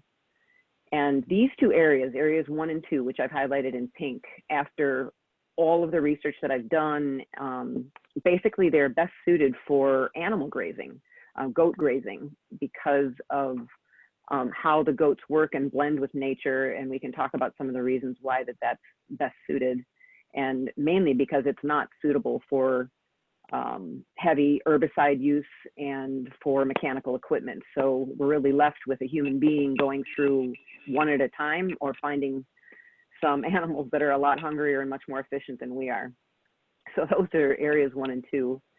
And then what I'll say about area 3, this varies from very narrow to medium width, which some portions close to the south side by Airport Road are rock lined previously for erosion control. So they're steep, they're rocky, they're uneven, they're difficult and to get into even individually for people to do human landscaping, but machinery absolutely can't get in there in the summer. So that overgrowth does consist of the dense willow and poplar trees, as you were talking about, and some are up to even 18 inches of diameter due to the amount of time and the nutrient source that's coming in there. So that section, the basic conclusion is it would require mechanical removal when the ground is frozen, ideally before there's snow. So looking towards November, December would be the ideal, most efficient time to treat that area. Whereas for the goat grazing, to do the initial clearing, the best time would still be at this fall. And we do actually have a unique opportunity, a rare opportunity to have a goat grazing company come in, Vegetation Solutions, which is really hard to come by right now because it's very popular, it's very efficient, it's very cost effective, and most of these goat employees are fully employed and are not concerned at all about the pandemic. So that's a summary. So if we want to walk through any questions about that before we go through the question and answers specifically. And you can scroll up, Mark, to the beginning of where the question and answers start. There we go. Okay, so I'll give you a little time to read along with this, but basically we're dealing with acreage that is part of this North Fork of the Pheasant Branch Conservancy. It's a very important watershed and stormwater drainage area. And as Rich mentioned a little bit earlier, that these waterways are crucial for allowing water conveyance. And right now they are overgrown, which does allow for the debris to get clogged in there. And that can be a big hindrance, like with the flood we had in 2018, backing up water and flooding the airport and some of the structures, but even more so, it creates other erosion pathways and just more damage to requiring additional costs later on. So given that this hasn't been done for at least 7 years and was hired out by a contractor to do it, it's time to do it expeditiously. Any questions about what we're dealing with there? So let me just ask a quick question that all of these areas are really on airport property. Absolutely. Okay, so we're not dealing with anything off property. No, Okay. and it's all inside the security fencing. And it's all inside the security. So basically it's our problem. Right, right. Okay. Yeah, it is definitely our problem. Okay, all right, thank you. And again, so why would the brush have to be removed? We think about that and okay, it's green, it looks nice, but the main reasons are for safety and erosion control. Big brush like what we have can actually attract larger wildlife such as deer and coyote and fox. And that of course creates an issue. You have a larger volume of smaller wildlife and birds, so that there's a greater chance and then it attracts birds of prey, which become even more of an issue for aircraft wildlife interactions, which we want to protect all of the above. And also for the line of sight for pilots. They want you want them to have a clear line of sight of what's happening on the taxiway, the runway, and in the areas around it. And as I reiterated earlier about the erosion control, this is just really important that we are an extension of all of the investment that the city of Middleton has put into the Confluence Pond. I mean, none of us needs to see the importance of that after the the flood that we had a couple of years ago. We put a lot into it, and it's a logical extension that this portion of the North Fork, blends in and cooperates, if you will, with the waterways on the other side of Airport Road. Yeah, I watched the videos because one of the things that ran through my mind was, well, how do we help erosion control by tearing the plants out in the roots? But we're really, as I watched the videos, they become aware that we're just taking out the large plants and we're allowing other smaller indigenous plants to take over the area. And that's what really stabilizes the soil. You're absolutely correct, because native species have a tendency when they're maintained and restored, where they're burned or they're grazed or to a certain extent mowed, they grow deeper root structures. And that's really what you want, is the root structures to hold the soil in place. And then you want to eliminate the bigger brush, because what happens is it breaks and clogs up the waterways. So you're right on with that. Yeah. Okay. Okay. So my basic summary with the best way to handle the brush is, and it's most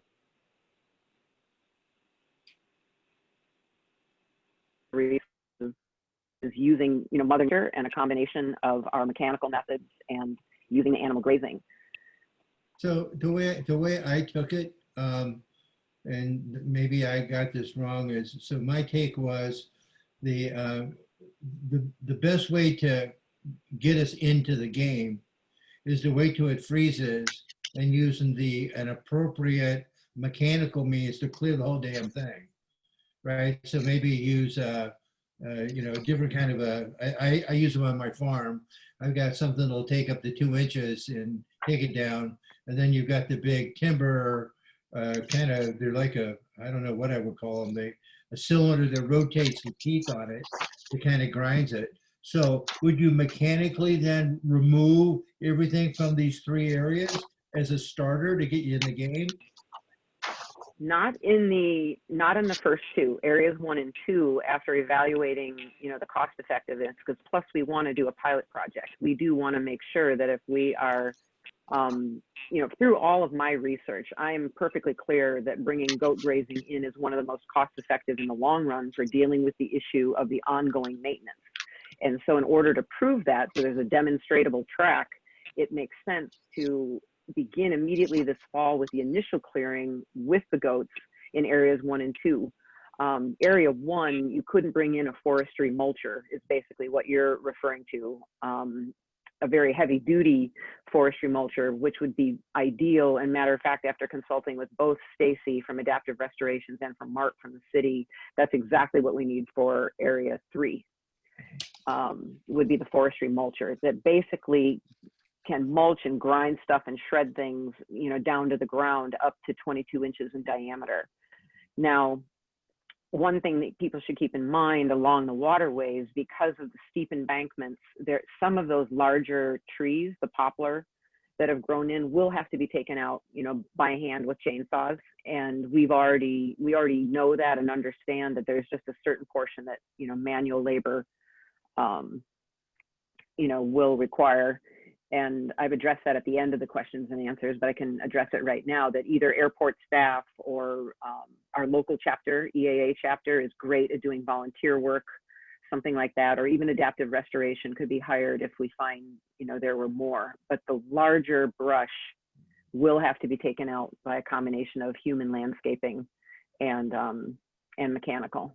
And if we use goats in areas 1 and 2, how long would it take them to get that kind of where it needs to be?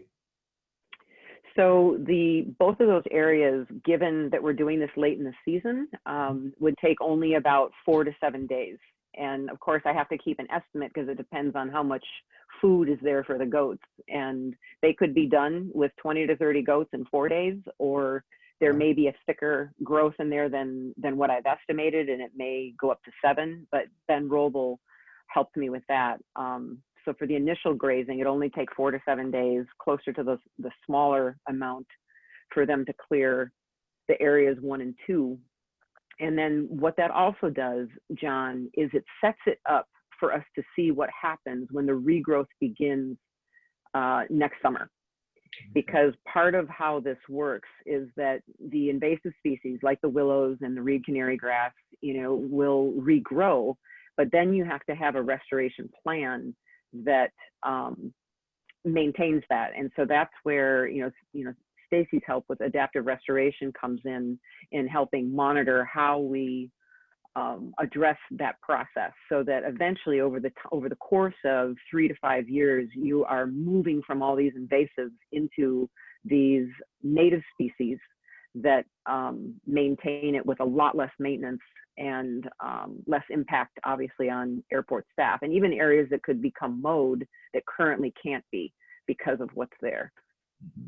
How many acres are in Area 1 and how many acres in Area 2? I don't know the answer to that, because what I would need to estimate is about 20 to 30 feet on each side of the waterway for the length of the waterway. So that Your quotes were based on acreage, and I was just trying to figure out how many acres there was. Right, and at the time of submitting the report, I did not have the time to go and actually on foot go measure it or map it out, but it's definitely not that whole square area. It is only about 20 to 30 feet on either side of the waterways that are going through the areas that I've identified. But that just gives the commission a ballpark of what the investment is. And the investment in the beginning for the first 3 years, half of that cost is in the seed cost for reseeding. The other half is the other labor needed to restore that area. Mm-hmm. Thanks for jumping down to that, Mark. That was great.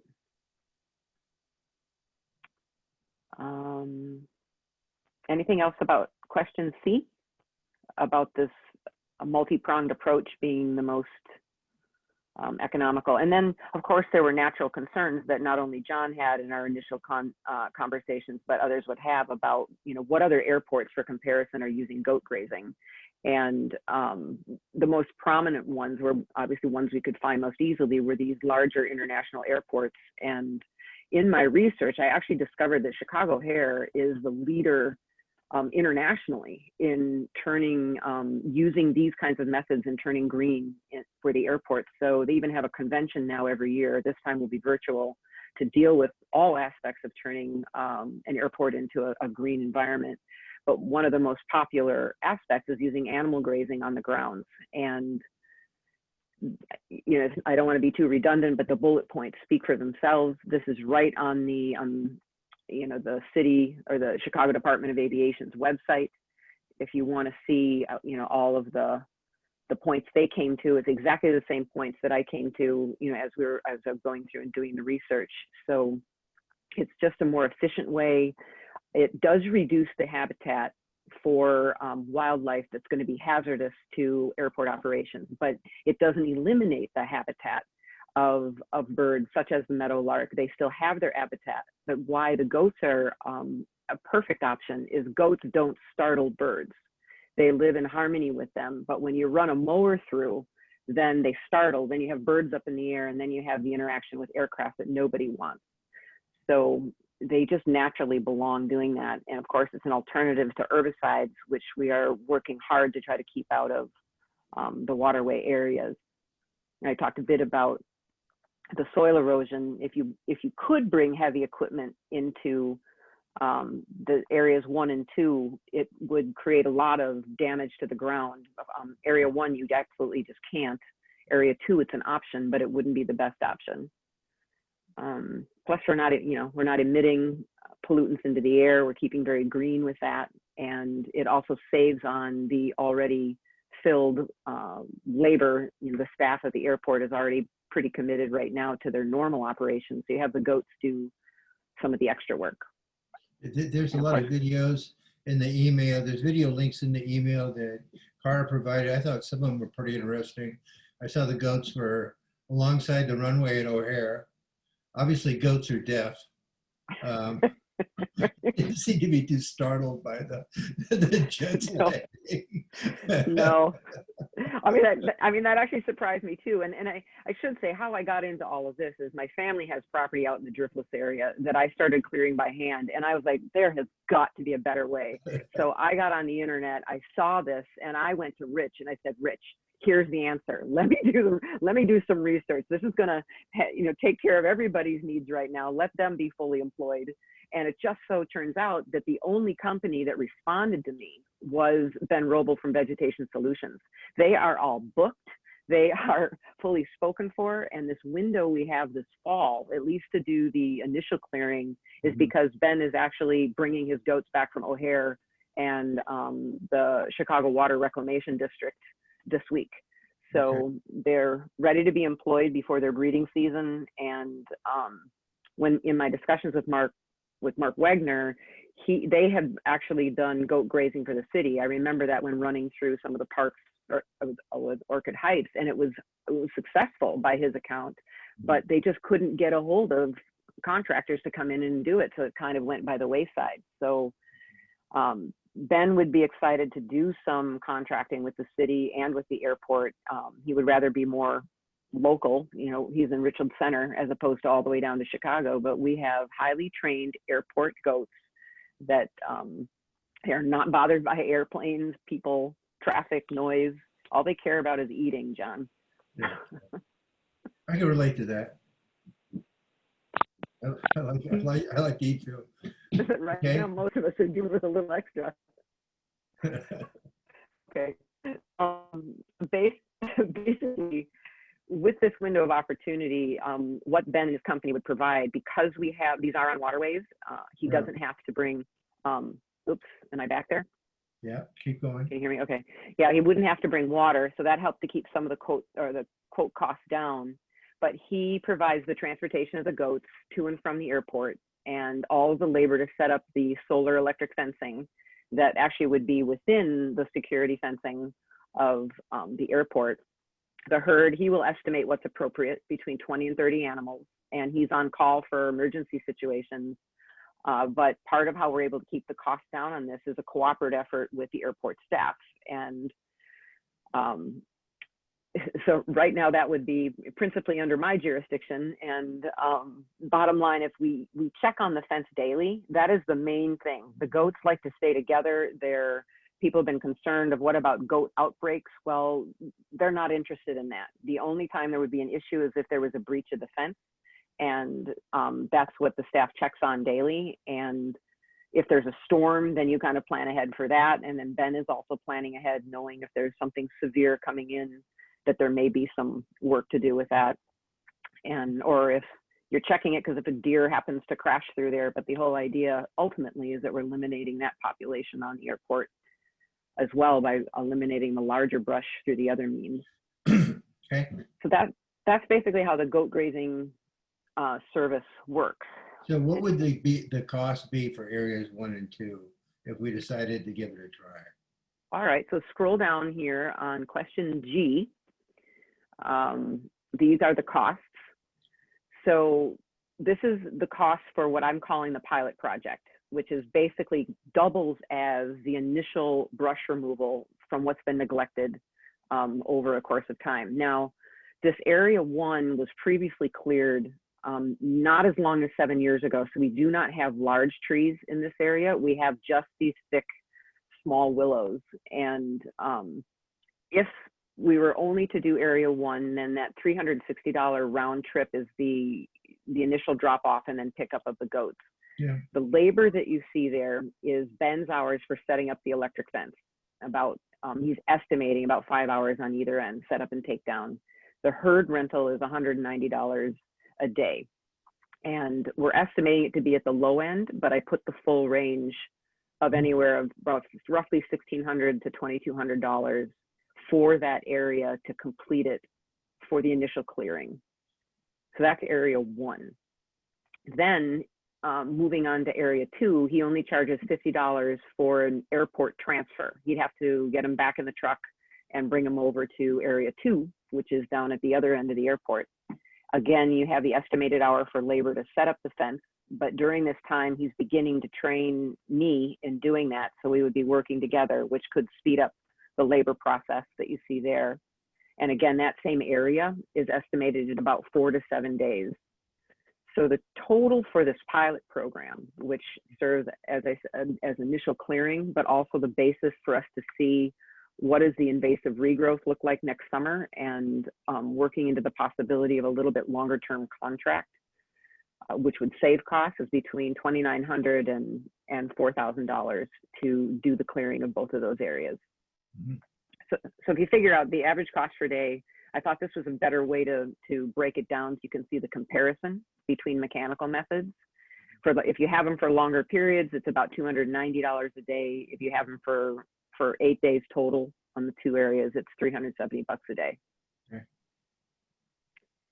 The conclusion on area 1, if you want to scroll up or down just a little bit, Mark, basically because of the terrain, and we can't get equipment in sufficiently to do the whole area. I did research with Middleton Power Center, and for their cost for delivery of a particular articulating mower and labor charge for us, additional labor that we would need to not only use it, but also the included cost of $1,000 to $1,200 for the 2 days it would take to clear that area would require even additional labor for cleanup and removal afterwards, and getting in further into the waterway, which the equipment can't. So basically, because of there isn't the staff resources to take away from what else is happening on the airport right now, and the environmental considerations, you know, using wide herbicides in this area to do it or renting it for a similar cost, it didn't make sense to go mechanical. It made more sense to stay in alignment with our green commitment for area 1. Area 2, which is right above the area, the larger area used for winter clearing. If you look at that, that's right at the end of the runway. Yep, it's a very low area filled with willows and invasives, but very thick. If you scroll back up just a bit, Mark, there it is, area 2. Scroll down just a teeny bit more. Thank you. We could alternatively rent this skid steer and forestry mulcher that I'll talk about in a moment, that we could tack on to the area 3 job and do it in the winter. If we did that, the cost for rental is about $900 a day. The city does not own one of these forestry mulchers, by the way. They do have a forestry mower and attachment on the front that could possibly work for this, but again, the city staff is completely, you know, booked with their projects within the city, so wouldn't be available to be an option for us to use their mower. So renting $900 a day, delivery is $300, and then there would be the labor cost for operating it. My estimation for this area would be about a half a day of that mower. So that could potentially cost $500 to $900 less than the initial goat grazing. But what it does is it completely eliminates the pilot project, which we're using to establish, you know, the efficacy of this for the future. And it really isn't that big of a cost savings to offset the benefit of trying to get this established. Because we may get there and find out with the goats that either because we have a heavy rain in the next few weeks that they don't like that area. Because one of the things I didn't mention about goats is that they do not like to cross water. So that the waterways make natural fencing as well.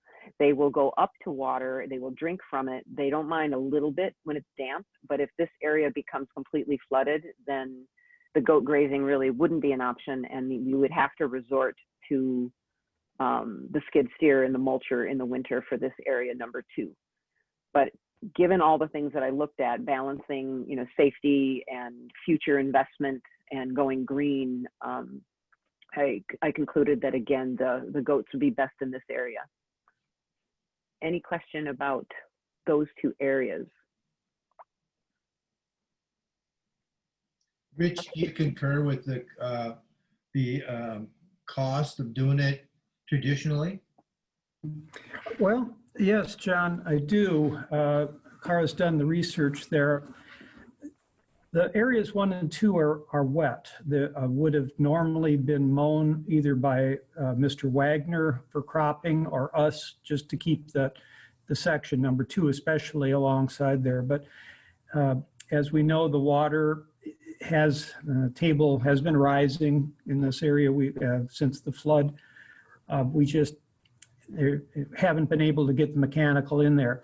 If we do get mechanical in the winter, yeah, we could maybe save a little bit. But where I think the goats are really going to be good is in that rough area and later on for maintenance as opposed to the initial clearing. And then I'm talking about the main waterway down in the future. I also wanted to emphasize a couple things. Kara's mentioned herbicide. I want to really emphasize that was never really considered as a solution here. We're not going to be doing that. And that was clear between her and I, but I just want to reiterate that because I don't want anyone coming away from this thinking that we were thinking about spraying and letting things die out there. Yeah, I concur. And then, Akara, so this kind of gets us in the game, and I'm assuming it'll be a lot less going forward, but I mean, we haven't done anything for 6 or 7 years, so right. This would be at least to get the ground zero again would be good. I mean, we have a idea of the cost on doing Area 3 this winter.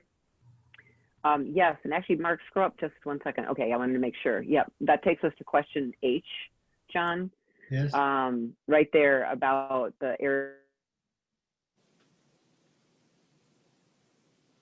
Area 3. So the conversation I had with McFarland's in Sauk for Area 3. Okay. This is for Area 3 in the winter. And according to Rich, they've had a good relationship with McFarland's. I had a conversation with someone there, and I brought up, can we do a collaborative effort? And they were very excited about that. So what's on the table, which is a great opportunity, is they are willing to rent us the mulcher that's necessary. And you're absolutely right. It's a heavy duty Kubota tractor with this attachment that's a drum with blades, and it can mow straight over things. You can start at the top of the trees and crush them down, and it shreds things, and it mulches it right there in place. He would be willing to provide the labor in order to use it as an opportunity for staff training for them and how to do the mulcher, because they do hire out with that. So it wouldn't take anything away from our airport staff.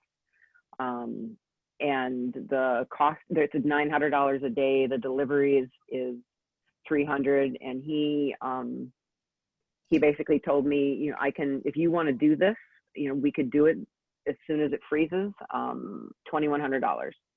So that's fantastic. Most places, you'll have to rent it for a whole week. He's willing to do this. So it's an exciting opportunity, especially since I got concurrence both from Mark Wagner and from Stacy that, we've got this overgrowth. The idea would be that we have to move into the restoration process and be committed to the restoration process so that we don't have to get back into the same dysfunction again, where every so many years you're having to bring in and do this. And that's where, again, the goats and manual labor, and then eventually a little bit more mowing as you've cleared some of these areas, where's the most cost-effective way to move forward. So we're at $6,000 if my math is right, about $4,000 on the top end on 1 and 2, and looks like $2,000 here.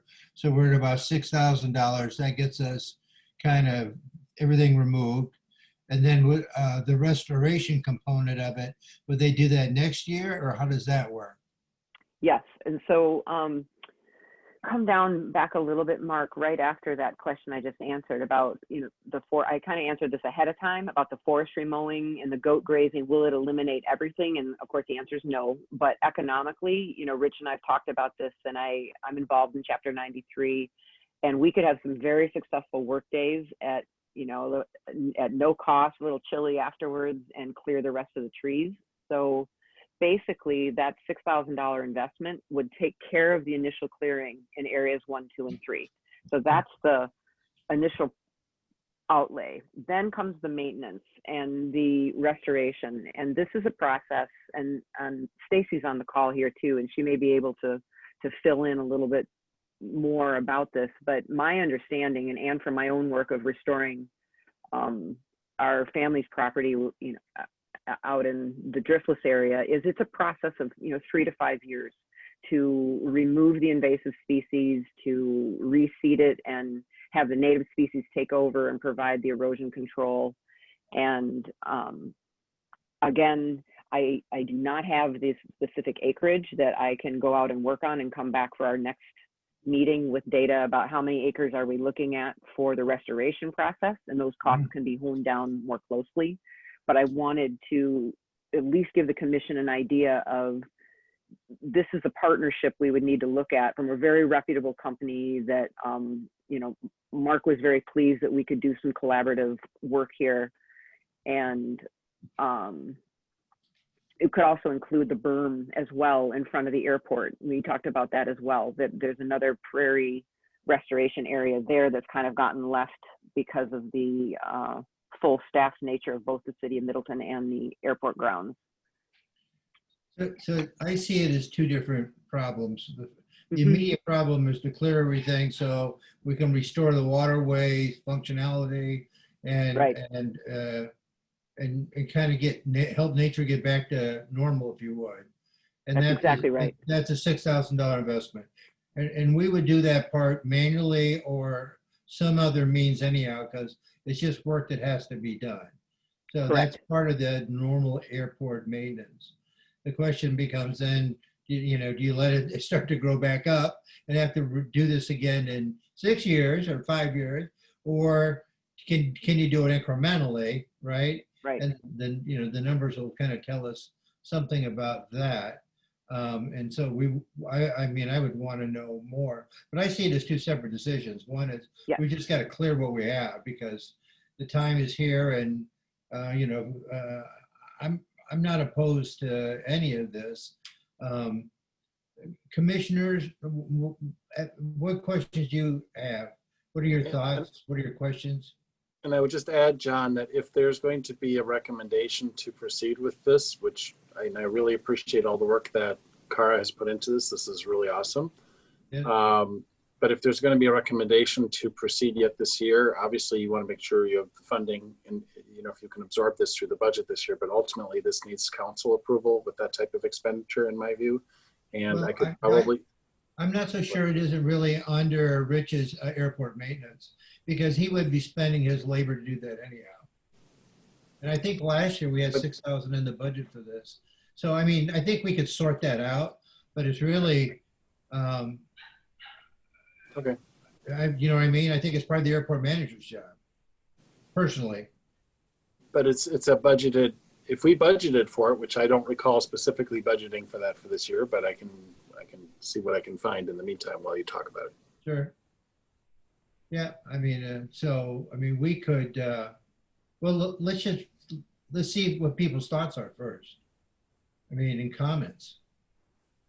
Okay, I want to add one more thing, Yes. John, just to kind of finish up on this whole, the final part here about the second portion, which would be restoration. The vision of, based on the research that I've done and the conversations that I've had, of the restoration process would be in combination with using adaptive restoration and using goat grazing and airport staff to maintain the waterways so that we do not return to the situation that we're in right now. So we would not have an extra additional expense, but the initial outlay in the first, 3 to 5 years are to set the standard that require even less and less maintenance, as time goes on. Okay, good point. Robert, you have any questions? Are you saying that I'm opinionated, John? I didn't say that. You're a very cogent individual, and you always have questions. First of all, I want to thank Cara for doing, I think, a really good job of putting everything together, all the work, and then presenting it today with this question and answer format.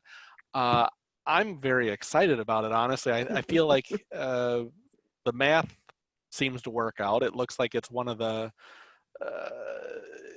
it's probably one of the better options, and financially it's probably a wash or maybe even a savings. I can't totally tell, but it sounds like a really good plan to remove the growth, you know, in areas 1 and 2 with the goats, area 3 with this really good deal on that side as well.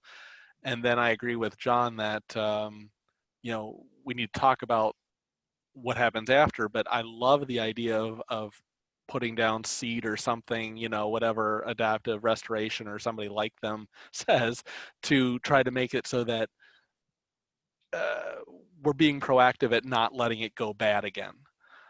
So that's my thought, is I'm supportive of this idea. Yeah, it's green. I think it answers a lot of the people in the surrounding neighborhoods opinions about wildlife, and it's, you know, looks to me like on the surface, right, without experiencing it, being a very responsible way to deal with a problem. And so, so let me continue to ask Kevin Munson, any questions, comments? Yeah, I guess the question or comment that I have is, you know, what are we comparing this against? And, you know, there's obviously a minimum amount of work to keep the airport property clear. And then there's this adaptive restoration and all that. So I guess my main concern is, you know, what are we comparing this against? This is one approach as far as clearing and restoring. And what's the airport actually responsible for? What do we need to, what do we actually need to do to to keep the airport property clean? You know, I'm a biologist too, so, but you know, I want to sort of like, you know, what are we comparing it to? I don't have anything to compare it to, as opposed to, you know, Carl kind of could contrast what they believe it would take mechanically. I mean, isn't that the comparison? I think it is. I mean, really, the airport's designed to flow water, excuse me, Richard Morey speaking. Airport's designed to flow water off of it at a certain rate. The Mead and Hunt did a great job laying this out. Even in the flood, we had very minimal flooding issues on the airport, but there was some washouts, I believe, because things were not operating as designed. They'd been clogged up. I do believe it's incumbent upon the airport to maintain these waterways as designed. And what excites me about this project is usually you have a your choice of doing it the expensive way, which is the green way, or doing it the mechanical way, which often is a cheaper way if you don't look at all of the costs. I think here we're in a position where we can do it. You know, we have to do some mechanical, but we have the option to do it green at about the same cost, if not less, especially when you consider the costs that are associated with the mechanical that really aren't direct costs. And being able, this is where I'm very excited. If we could get the goats out here once a year, pen them in, it's a couple, 3 acres at most in that waterway that we just can't mow, and have it cleared, that takes care of all of our future problems in that waterway. It keeps it clean and clear and as designed, and apparently makes it even better with to keep the grasses, the native species, more likely to thrive there. Again, we're keeping it as designed, where we haven't been doing that in the past, or we did, but then it got away from us. Ray, are you on the call? Do you have any questions or comments?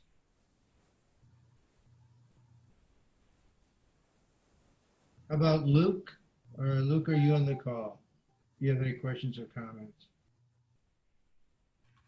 Well, I know Michelle's here. I heard her. So Michelle, how about you? No, I think it was very thoughtful, put together. Seems Okay. like a good idea to me. Okay. Is there anybody I forgot that I didn't ask? I think I covered everybody. Mr. Lorman. Mr. Lorman, I'm sorry. Our new guy, that's right. David, do you have any questions or comments? I guess new guy should say something. Yeah. Yeah. Very Roll nice. call. I forgot I got a new roll call. Thank you for the presentation. I appreciate it. I believe Middleton did some of this several years ago. There's some property near the Pheasant Branch Conservancy over down by Orchid Heights Park. Mm-hmm.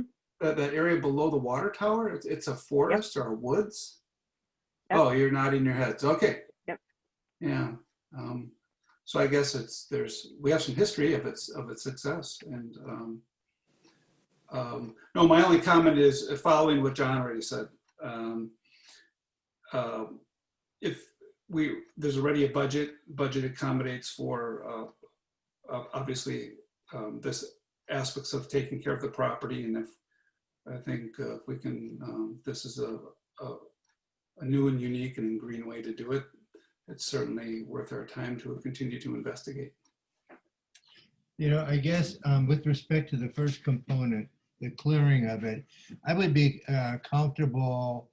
So let me think out loud here for just a second. I would be comfortable making a motion that the airport manager should consult with the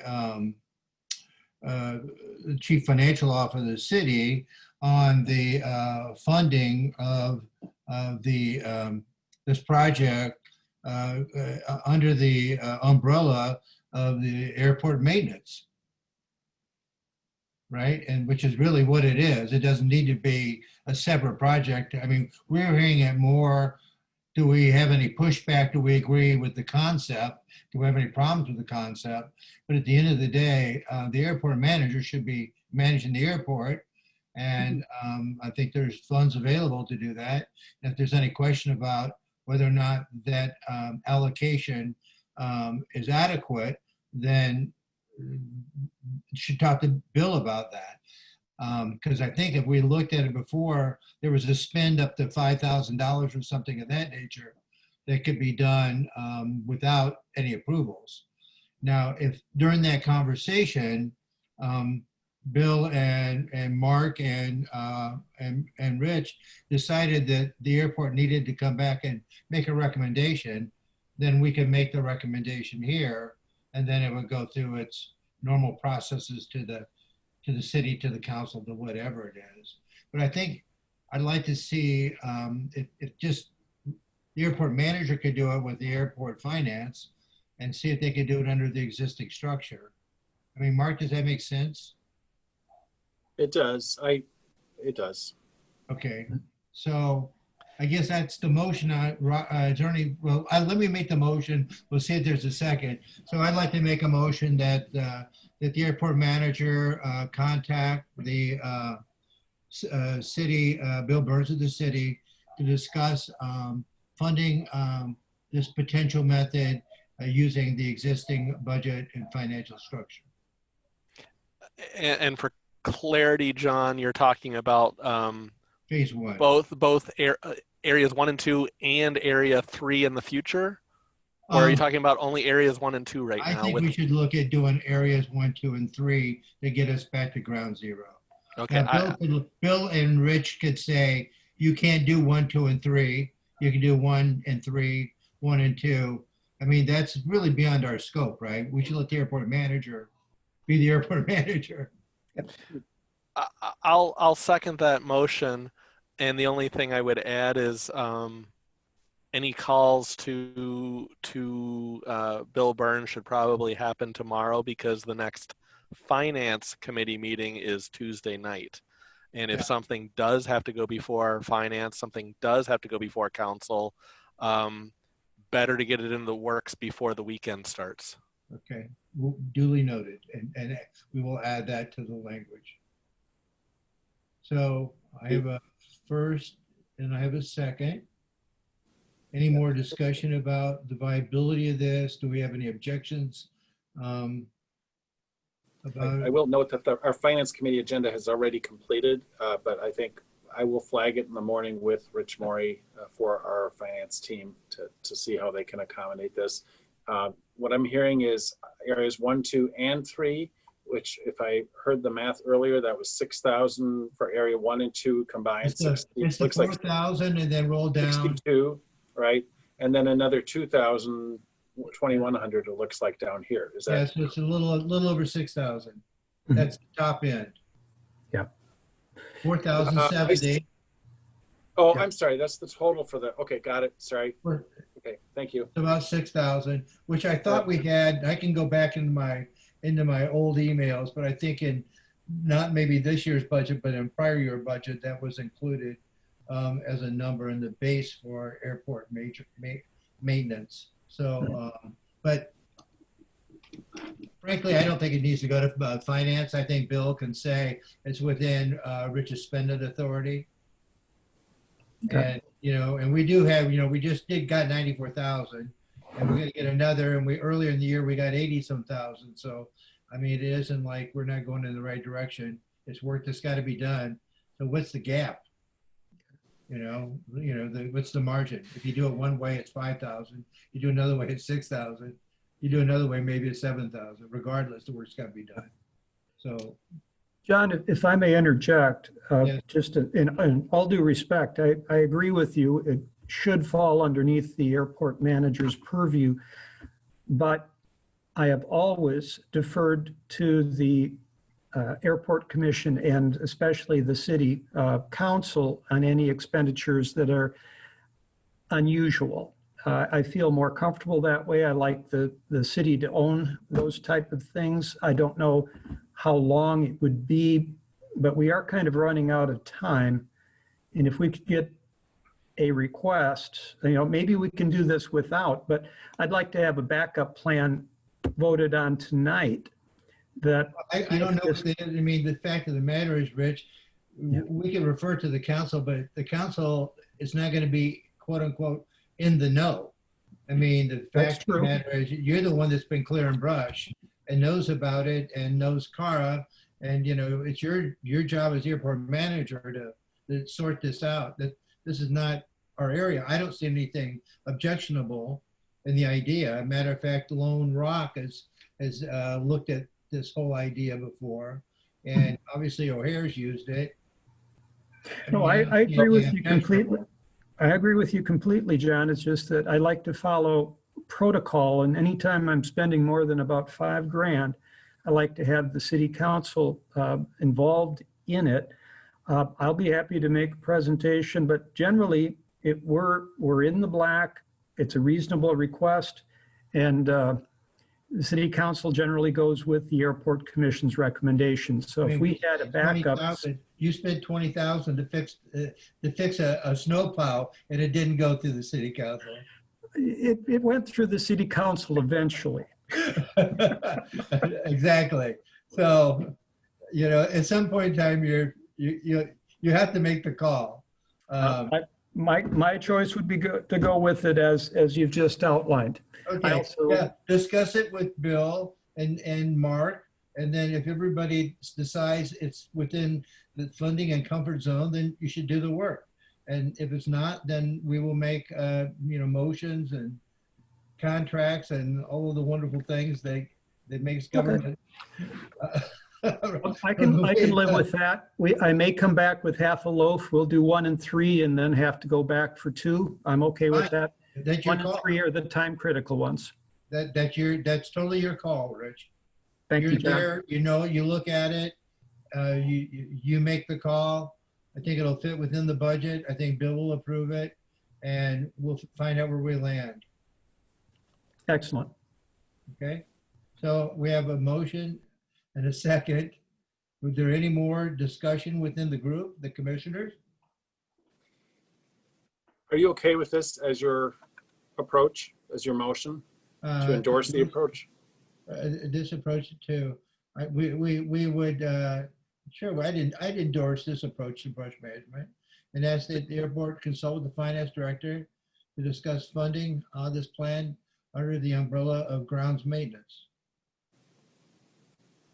I heard you say that combination of words, maybe not in that sequence, but ultimately you're endorsing this approach and wanting the airport Yeah, manager to I don't follow see up. any problem with it. Okay. I've watched the videos at O'Hare and the other areas, and it seems to be a nice green approach. And I think that's part of this, what the city wants to do. And time is of the essence on on these decisions, or at least on the goat decision, because it sounds like once the goats go from Chicago back to Richland Center, we're now out of the way. I don't know. I think it sounds like a decision should be made sooner rather than later, not wait Yeah, I agree. too many And days. and we're gonna know the outcome in 4 to 7 days past goat arrival, Right. right? So it isn't like we're gonna wait long term. We're gonna know where we land. So if you want to do one area first, Rich, and then based on the success of that, move the herd down to the other end and do that end, that's a phased approach. But Sounds good to me, John. yeah, I'll let you make that call. Okay. Can Robert be quoted as saying this is a marvelous project or not? A marvelous. I think that was it. I will accept that as coming out of my mouth. Yeah, okay. All right. So back to business as usual here. We have a first, a second. I've asked for discussion. Hearing none, I'd like to call for a vote. All those in favor of the motion as stated, please say aye. Aye. All opposed, same sign. Okay, motion carries. Luke, are you there so I can record the vote with you present or not? All right. I've not heard from Luke or Ray. I'll have to say they're not there. They may be in limbo land. Luke's listed as a phone, but maybe. Yeah, I wonder if we're having this problem again where he's unable to unmute himself. I was hoping that that was solved. Can you do *6, Luke, if you're present? Aha. Yep, I'm here. Yep, I was muted. Okay, all right, Luke, did you hear the vote? Yes, and I was in aye. Okay, thank you, sir. Okay, so motion carries. Let's move on to the next one. Cara, start putting your numbers together. Get buttoned down. All right. Thank you very much, everybody. I really appreciate it. Thank you, Cara. All right. With that, let's move on to the final item, which here is the draft of the Middleton Comprehensive Plan 2020. Mark, what is it you're asking of us, and what would you like us to do? Well, my coworker, the director of the planning department, is here, and there's a memo in the updated packet and that you received last Friday as commission members, providing some background about our City of Middleton Comprehensive Plan. We have before you tonight specifically the transportation chapter that we, in the airport section of the transportation chapter, pages 40 through 42, that we wanted your feedback. And without saying anything more, I would turn this over to Abby. She has a short presentation. Hi, everybody. Thank you. I'm Abby Attune, Director of Planning and Community Development. Just wanted to come tonight and give you just a brief overview of what a comprehensive plan is. For starters, I know you know me and you know Mark pretty well, but this is the rest of our team. Our planning and community development staff has been working really hard over the last several months, especially on getting the full draft of the comp plan, with the exception of the introduction and implementation sections, completed and ready for review by committees. So just quickly, also in our department, we have Daphne Shu, who's our associate planner, and then we have Kelly Hilliard, who is our sustainability coordinator. And she'll be really excited when I pass along all the information about the goat grazing at the airport, because these are the kinds of like really innovative sustainability solutions to problems that she's really interested in. So first of all, what is a comprehensive plan? A comprehensive plan is our local government's guide to physical, social, and economic development. Comp plans are not land use regulations in themselves, but they provide a rational basis for local land use decisions with a 20-year vision for future planning. There is a state statute that contains requirements that every comprehensive plan in the state of Wisconsin must contain. It spells out that a comprehensive plan does not mandate how a local community should grow, but it does require public participation at the local level in deciding a community's vision. Some of the state required elements that are spelled out in the comprehensive planning law, which is section 66.1001, are an issues and opportunities section, which we are calling an introduction, and will include all of the required elements of the issues and opportunities within the introduction. So I won't read off all of these, but I will mention the intergovernmental cooperation section because that did come up in the public comment period. And that we have renamed to governance and partnerships, but we have spelled out information in that section about the different cooperative plans that we have with surrounding jurisdictions. And you know, the required elements of that section are contained within the governance and partnership section. If you want to view the full draft, you can go to our City of Middleton Planning Department page, and there's a link at the top of the 2010-20 Comprehensive Plan for the version that was exported on September 22nd. We're going to continue to update that link as we get feedback from the committees. This is just a draft.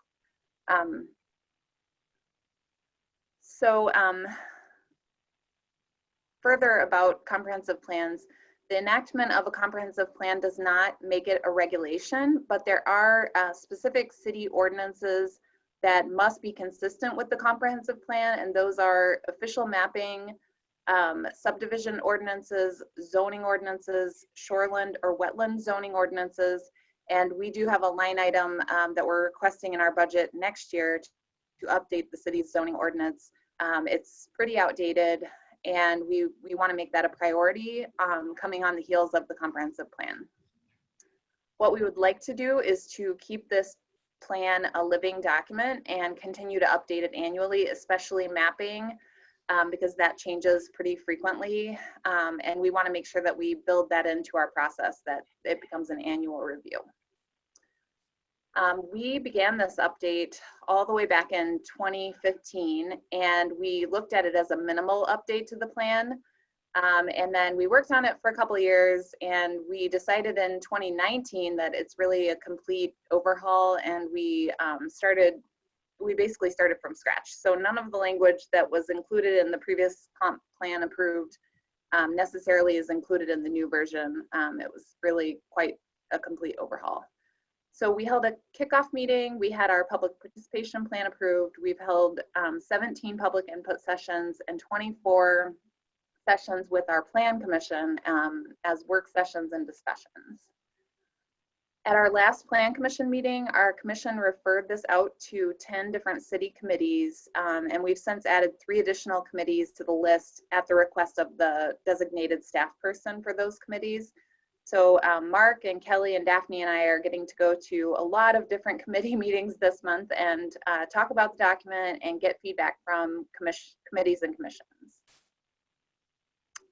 Some of the feedback that I read in your last airport commission minutes where you discussed this, which I think was your August meeting, there were 2 items that looked like the commission had kind of built a consensus around. The first was that you wanted to incorporate a reference to compatible land use planning. And at the end of action A, which is on page 40 of the document, Mark has edited the language to include a line that says a key consideration is airport compatibility with surrounding land uses. The second item that was requested by the Airport Commission was to add the language around adhering to FAA regulations and standards, and that has been added also on page 40, action B. You can see that that language is included here. So we're taking October to get feedback from committees and commissions, and what we would really like is for committees and commissions to build a consensus around the feedback that they're providing to the Plan Commission. We can't take feedback from individuals. We need to take feedback from entire committees and commissions, or else this will never get done because everybody has a different idea about language and what should be included. We had this at the Conservancy Lands Commission last night, and they gave us some really good feedback, and they've scheduled another meeting in October to further discuss the draft, especially focusing on the Green City section, which covers Conservancy lands. But they, we heard several differing comments from commission members, and what they're working on now is developing their consensus recommendation. We are going to continue to update our plan commission, which meets twice a month, on the feedback that we've gotten from the different committee review. And then in November, our staff is going to be working really hard to make edits and additions to the document. We don't plan to make any major policy changes at this point without the support of the full plan commission. And the reason for that is that they have reviewed the full outline of the document. So they've seen all the goals, they've seen all the strategies, and they've seen all the actions. And so we don't want to make any major changes without getting their support. And then again, we're going to continue to flesh out the introduction and implementation sections, which will also be reviewed by the plan commission. Possibly as early as December, we're going to be holding a public hearing, and there is a formal requirement. Our public participation plan requires a hearing as well, and it must be publicized using a Class 1 hearing notice that has to be published at least 30 days before the hearing is held. So I say maybe December because I don't know for sure if we're going to get all of the committee input in time and then have all of the full draft fleshed out and ready to go. For tonight, what we would like to ask of you is that you provide us with your direction by either formal vote or by consensus of the commission for any additional items that you'd like to see us include in your relevant section. And that's all I had, but I'm happy to answer any questions. And, Mark worked really hard on the transportation section, and he knows it really well, and he's also willing to answer questions.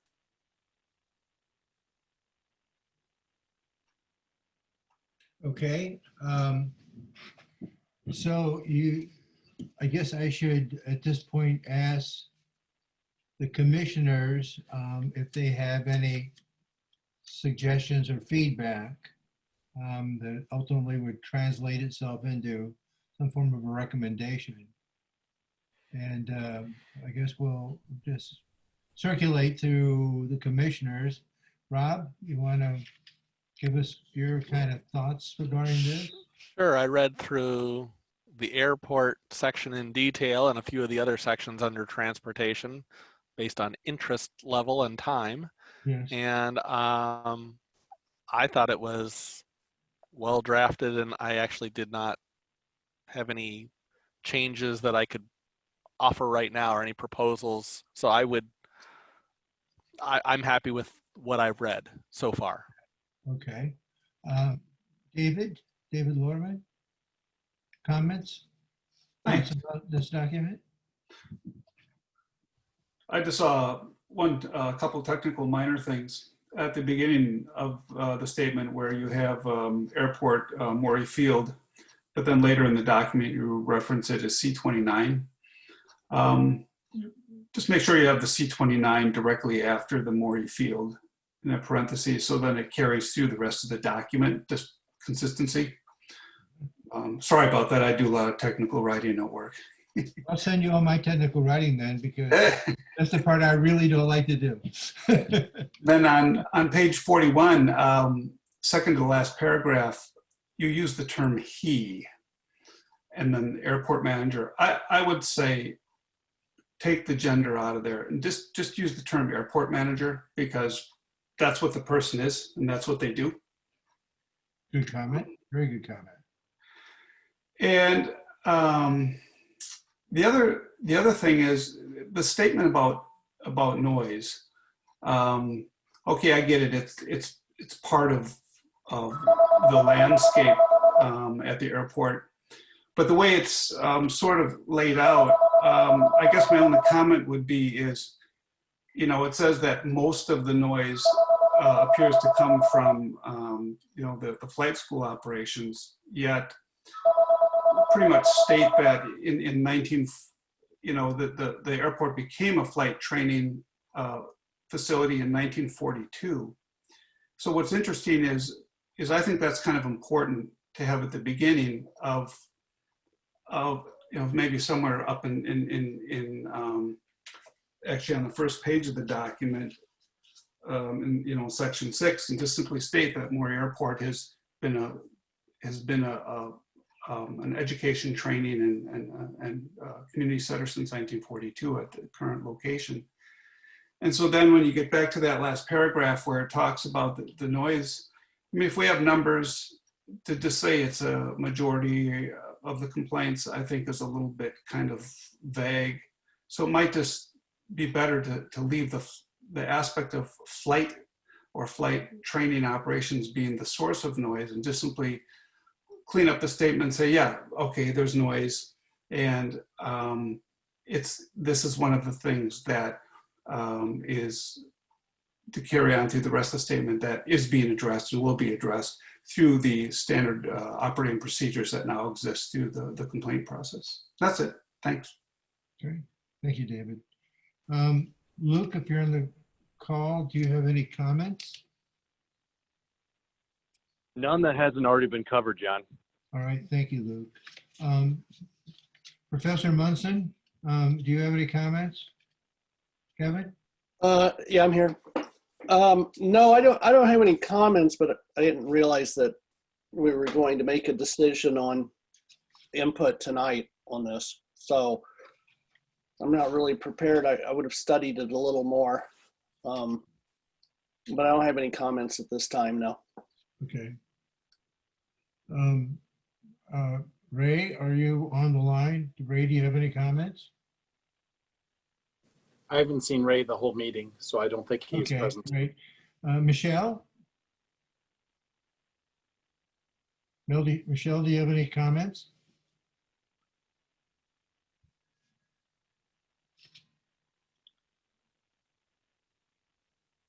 Okay, we might have lost Michelle.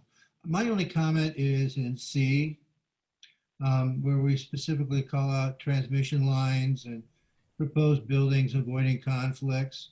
You know, I think, and this was a topic that we had in a previous airport commission that it didn't quite make it off the runway, but I really think that you need a broad policy, the development of a policy to protect airspace and to protect all of our approach pathways for all the airport runways, both proposed and shown on the ALP. And that kind of goes beyond this. It goes beyond transmission lines. It goes beyond building. It really talks about the airspace. We're trying to protect our airspace. And I think maybe that tact might serve the airport better, that we would protect all of our airspace, including our approach pathways. So it's John? more than just a building, and it's more than just a transmission line. It's really all of our airspace, which is just a perishable commodity. And I'd like to see if maybe we could work around that, maybe in a little different fashion. So, John, are you talking about? Yeah, go ahead. I'm sorry. Are you talking about going beyond the height limitation zoning ordinance in some way? Well, the height limitation zoning ordinance, I mean, if we have powers to limit things that penetrate our airspace, then we should probably use them. And if height limitation zoning is that tool, then that's what we ought to use. If it's land use zoning, that's what we ought to use. I'm not a municipal person that knows all the ins and outs about how all this stuff works. So I don't know what the tactics are. I just know what the goal is. And the goal is to protect the airspace that we can protect by whatever tactic is reasonably available to us. I know that's kind of a long-winded approach, but I think you get the big picture. We talked about it quite a while back about creating policies. Does that make sense? Any of the commissioners want to respond to that statement? I agree with what you're saying, John. I'm not quite sure how to get there. Maybe Mark will have some ideas, but I mean, I agree that it's more than just proposed buildings and transmission lines. It's really anything that goes into the airspace. So if there's anything more we can say to kind of say, you know, basically transmission lines and proposed buildings are two examples. Yeah, well, I mean, look, we had trees too. Right. Right? We have trees that penetrate the airspace, and it impacts our minimums and our instrument approaches. It impacts night flight versus day flight. I mean, it has a lot of side effects, and so anything that penetrates the airspace, we have to kind of deal with. And so, I guess the point is, we need strategy 6 is to protect the airspace.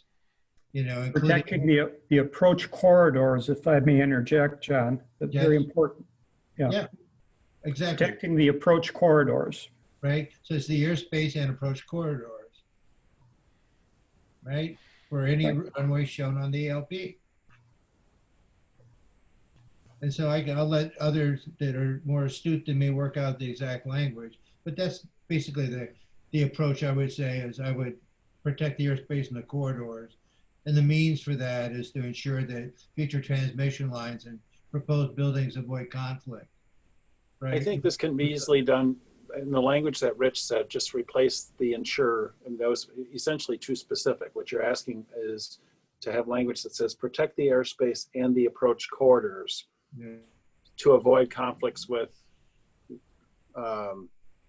well, anyway, so we'll basically take that idea and be more active, more general in terms of protect the airspace and approach corridors. That's the tact I would take. Transmission lines is one example of that. Exactly, buildings is another. Yeah, that would be much better. I agree with that. Okay. And if I may interject one other thing, I know I'm not a commission member, but I think we need to address the fact that the area around the airport has built up. I could go back and show that our flight operations are less than they were in the 1970s. They certainly were less than they were in 1942 when we were doing military training. And we've shown by our a correlation that the number of flight operations do not determine the number of noise complaints. Having this year is a perfect example of all of that. So by saying that our operations have increased may or may not be accurate. The reality is that the area has built up to where it wasn't back at the beginning and even back in the 70s. So need to make mention of that as a contributing factor toward the changing nature of the neighborhoods and of the noise considerations. Could you say, this is Dave Lorman, could you say man-made? Man-made, absolutely. Yeah. Man-made development and encroaching the airspace corridors, something along those lines. Well, to be gender in specific people made. Oh, yeah. Okay, sorry. Yeah. Okay. That's one thing I tried to capture in Action B. There's been we have heard a lot of concerns about noise and congestion in the area. And so one thing that I asked our planning consultant to do was to come up with a population estimate in the vicinity of the airport, because I thought it would be useful to document that. Mm-hmm. And so the bottom of this page, first paragraph of Action B, acknowledges that there's a number, that there's 14,000 people living within 2 miles of either end of the runway. Mm-hmm. So I think that's the idea, Rich, that you were getting at is acknowledging that there's been development in the area. Yeah, I see that. I guess my hope would be that we address the relatively rapid growth in the surrounding areas. But yeah, it's addressed there, Mark. I just don't know that there's some tools that are just not available to us that we might have had at one time. And unless you're going into land use zoning and a lot of other kinds of things, which the ship has long sailed on, there's really not a lot we can do about what we're. There's certainly a lot of areas we could still protect if possible. If we had the tools to protect it. Mm-hmm. I mean, that's the question. So we've heard from all the commissioners and airport managers. So Abby, Mark, have we given you what you need, or is there something other that you would like from us? I thought that I understood all of the comments that all of your commission members made, and I think that they're all really quite appropriate. I don't think that I heard anything that's going to be, you know, a policy concern from the plan commission or the council. So if you wanted, you could simply, you know, decide by consensus that you all agree with all of the comments that were made, and then we would pass those along to the plan commission before incorporating them all into the document. And that would be through a motion that I would make I guess that would have to be through a motion, wouldn't it? It wouldn't have to be. You know, one of your members said that he wasn't prepared to vote on, you know, I shouldn't say he wasn't prepared to vote, but didn't know that it was going to be a formal, you know, that comments were expected today, I think is what I heard Kevin say. So why don't I take this tact? Is there any commissioner who does not agree with any comments made by any of the other commissioners? If so, please say so. Okay, not hearing any opposition, then by consensus, we agree with each other's comments. So I think that gets us where we need to go. Thank you. Okay, if there's anything else you need from us, please don't be shy. And I would reiterate that there will be, as Abby outlined, there will be opportunity for further public input opportunity with the hearings that are scheduled. So we will have that coming up as part of our public participation plan as required by the state's law. Great. We've covered a lot of information and welcome the new member. I figure we've done our business for the night, so I'd like to make a motion to adjourn. This is Robert. I would second that motion. So we have a first and a second to adjourn. Any discussions? All in favor of adjourning, please say aye. Aye. All opposed, same sign. Ladies and gentlemen, the Airport Commission for October is adjourned. Thank you all. Thank you. Okay, bye.